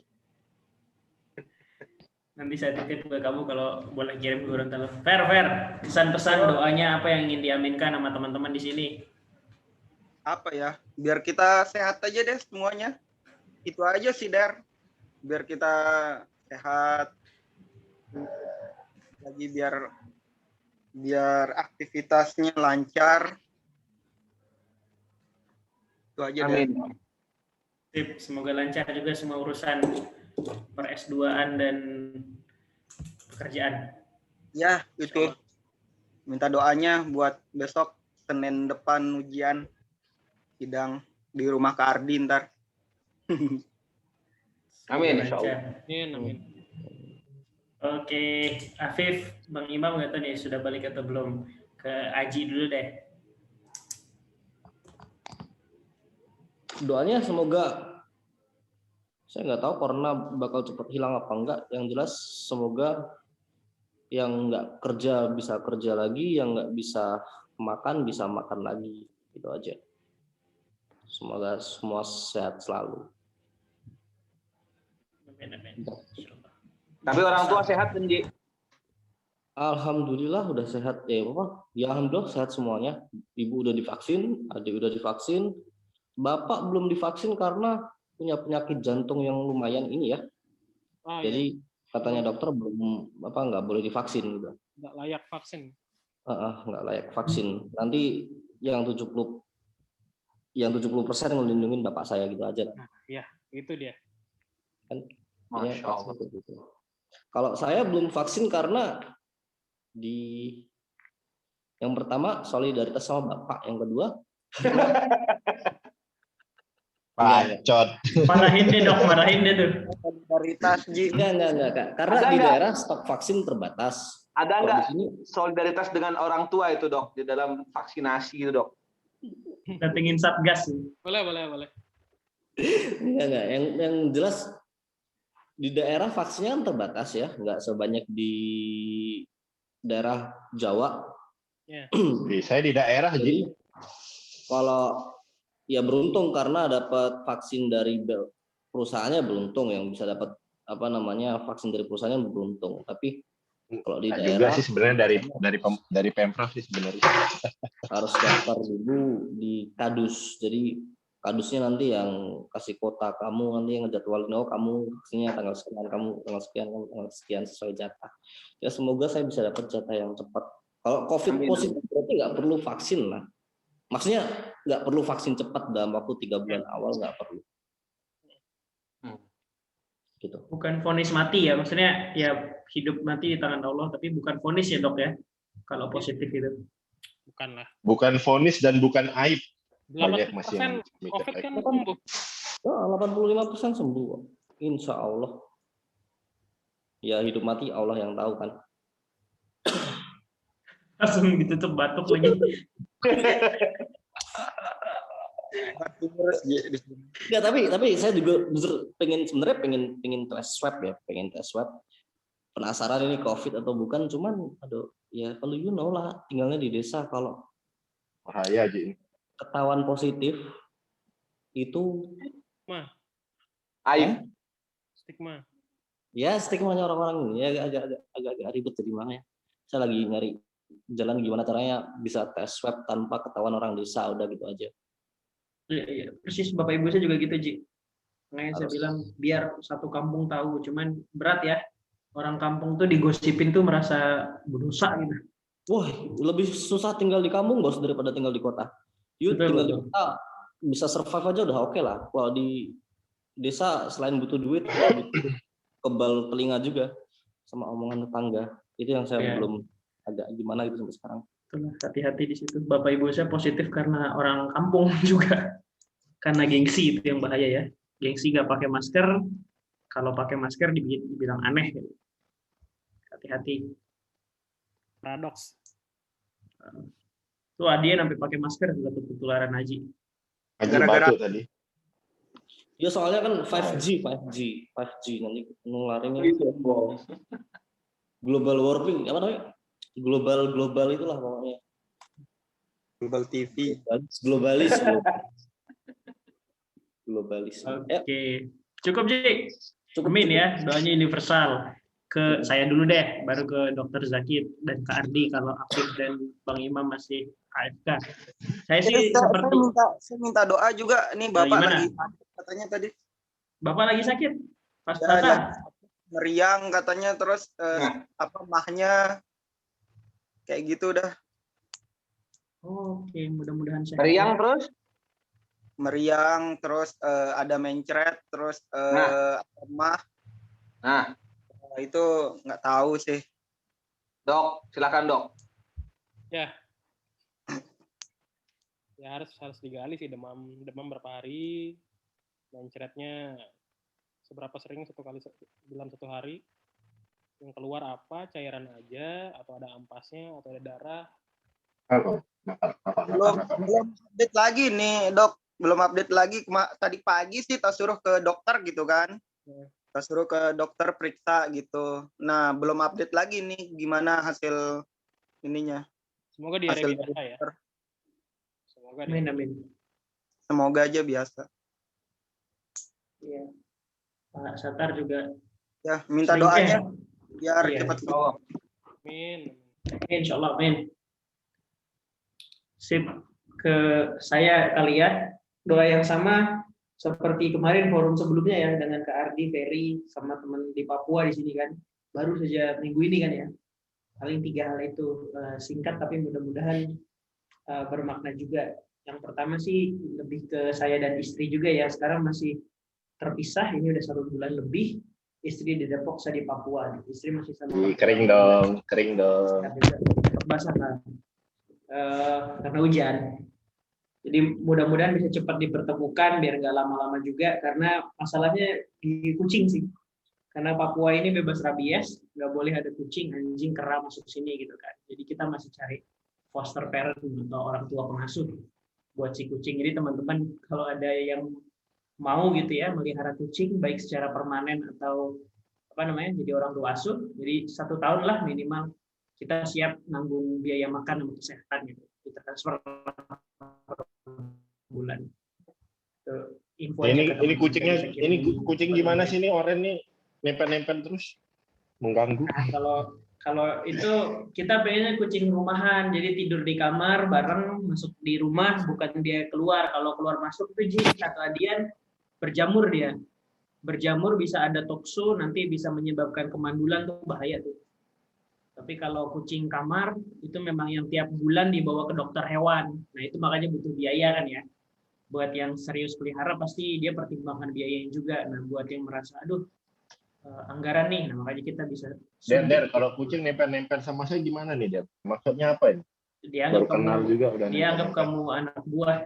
Kawin tuh sama kamu Yan. Dia mau kawin sama kamu. Tapi dia ini buka luka, kasihan, sama ngobatin pakai apa gitu. Bawa ke ini vet, dokter hewan. Bisa jadi ada virus ya, hati-hati kamu sama kucing. Waduh. Ngalih sih deh, ngalih khusus. Ini oren nih. Oke, bagus. Itu yang satu ya. Yang kedua saya di Papua nih sama kayak teman-teman juga mohon doa kesehatan, kelancaran, pekerjaan, keamanan di sini kan. Karena selain COVID juga sebenarnya tiap malam juga nih kayak teman-teman Ferry kemarin selalu ada party musik segala macam kan ya, tapi nggak masalah sih. Jadi selain COVID-nya kan keamanan juga di sini ya. Mudah-mudahan aman selalu. Minta doa dilancarkan pekerjaan, pendidikan, lagi S2 sekarang juga kan tiap Ferry. Mudah-mudahan dilancarkan. Ketiga dan yang terakhir kesehatan juga, sama seperti teman-teman. Kayaknya ini salah satu yang terpenting ya di saat sekarang, setiap saat lah. Mudah-mudahan teman-teman sehat, saya sehat, keluarga, bapak ibu, semua teman-teman kita, Mus, Mansa, teman pekerja, teman kuliah pada sehat semua. Jadi doanya universal juga, biar didengar sama siapapun nanti yang menyimak juga. Itu sih mudah-mudahan. Amin ya robbal alamin gitu ya. Dan terima kasih malam ini tidak hanya ilmu tapi nyambung silaturahmi. Oke, sehat-sehat semua. Ke Dokter Zaki tadi belum wish-nya ya. Silahkan. Ya, wish simpel aja. Pengen sehat, supaya tetap bisa kumpul-kumpul lagi kayak gini, supaya bisa cepat hilang juga COVID-nya, supaya yang pemilik kebijakan bisa bukakan hatinya ya, supaya bisa memilih kebijakan yang benar-benar bisa membebaskan kita dari rantai COVID ini, yang masyarakatnya semoga diberikan kedewasaan, karena kita di hilir sudah mulai padat, kalau di hulunya sebenarnya sangat deras. Selebihnya ya semoga kita panjang umur, bisa bertemu lagi di majelis yang insya Allah meridhoi, ya. Yang insya Allah dengan ini kita makin bertambah keimanan, makin bertambah kuahnya. Dan itu dari saya, Pak Ardi. Amin, amin. Terima kasih, Zaki. Kita doakan juga ya, kita aminkan. Pembina kita nih, sekalian menutup mungkin ya. Nanti dalam menyimpulkan. Silakan. Kak Ardi. Baik, alhamdulillah. Terima kasih buat teman-teman, adik-adik saya yang subhanallah 10 tahun yang lalu mungkin kalian itu adalah murid semansa biasa, adalah binaan AA di musola, adalah murid AA di kelas. Tapi dengan izin Allah 10 tahun setelah itu, di tahun ini, ternyata kalian telah menjelma, telah berubah ya, menjadi teman diskusi yang baik, sebagai guru, sebagai sahabat, sebagai kakak, sebagai adik, bahkan bisa menjadi tempat untuk berbagi segala kebaikan dan informasi. Inilah yang disebut dengan ukhuwah, dan mudah-mudahan pada puncaknya doa-doa tadi saya kumpulkan, mudah-mudahan kita tidak sekedar berkumpul di dunia saat ini, tapi juga nanti bisa berkumpul lagi di surga Allah Subhanahu wa Ta'ala. Dan saya sangat terharu ya, saya sangat bangga. Jadi tadi saya menahan rasa yang berkecamuk dalam hati saya ini, dalam pikiran saya. Anak-anak saya, adik-adik saya ini sudah menjadi orang yang dengan keilmuannya masing-masing ya. Ada yang S2 fisika medis, ada yang S2 pendidikan, ada yang dokter, ada yang S2 ekonomi, ada yang pejabat negara, ada yang merantau dan sebagainya, macam-macam latar belakang kita, ya, tetapi dengan keilmuan kita masing-masing ternyata masih bisa bersinergi, dan seperti inilah seharusnya bangsa ini ke depan dibangun.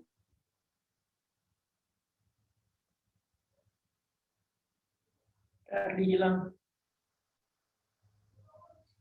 Impress dia. Sebentar. Saya WhatsApp itu lagi puncaknya terharu tadi. Waduh. Dibaca. Dibajak nih sama. Oh, ini ada globalis yang ngebajak nih kayaknya nih. Iya nih, pemimpin.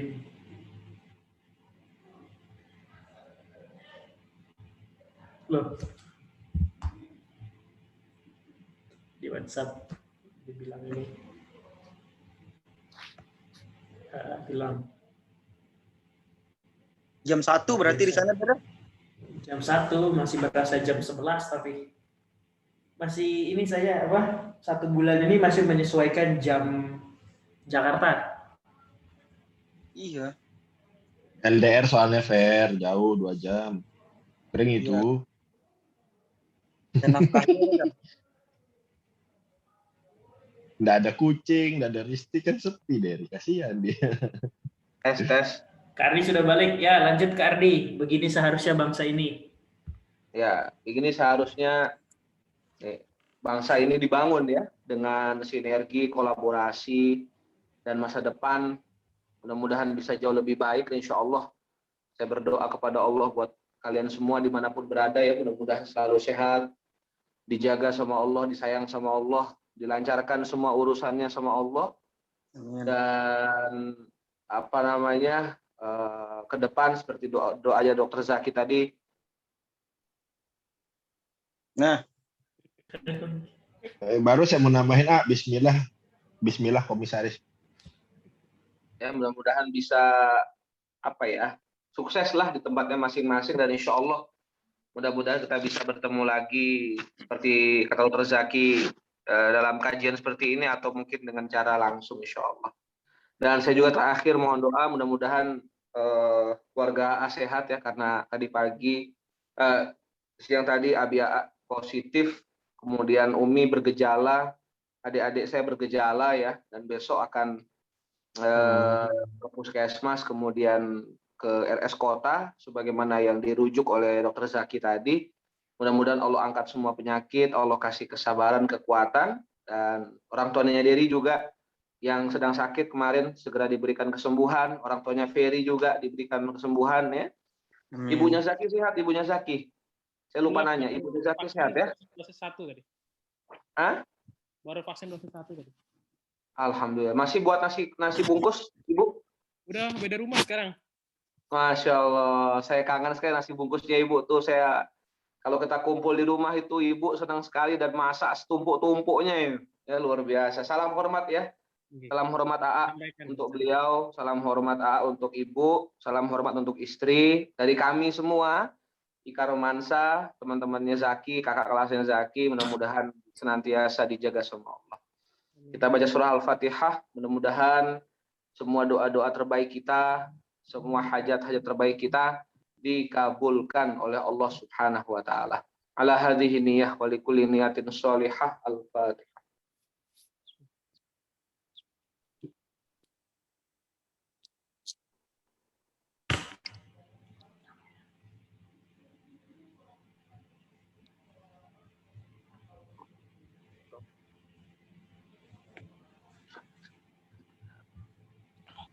Terima kasih Dery sudah memfasilitasi kita untuk berdiskusi dan semuanya daging ya. Dari isu-isu yang dilempar oleh Aji, dari update situasi dari Afif tadi cepat, dari Imam juga menambahkan, kemudian dari Ferry ya yang masih berjuang belajar untuk sidang S2 ya, kemudian Zaki yang menyempatkan sedikit waktunya untuk bisa berbagi kepada kita, mudah-mudahan Allah membalas dengan pahala berlipat ganda. Fajazakumullahu khairan. Insyaallah kita akan buat diskusi-diskusi ringan lagi ke depan, Der. Mungkin kita buat diskusi ringan seperti ini, tidak harus formal-formal konsep yang terlalu ini, supaya mengalir dan paling tidak mencerahkan dan mencerdaskan kita semua, dan kita bisa menularkan kepada orang-orang di sekitar kita insyaallah. Kita akhiri dengan mengucapkan hamdalah bersama-sama. Alhamdulillahirabbil alamin. Alhamdulillahirabbil alamin. 3 kali astagfirullah, astagfirullah, astagfirullah. Kafaratul majlis, subhanakallah. Difoto dulu, Der. Silakan difoto dulu. Baik, kita stop dulu rekamannya. Terima kasih.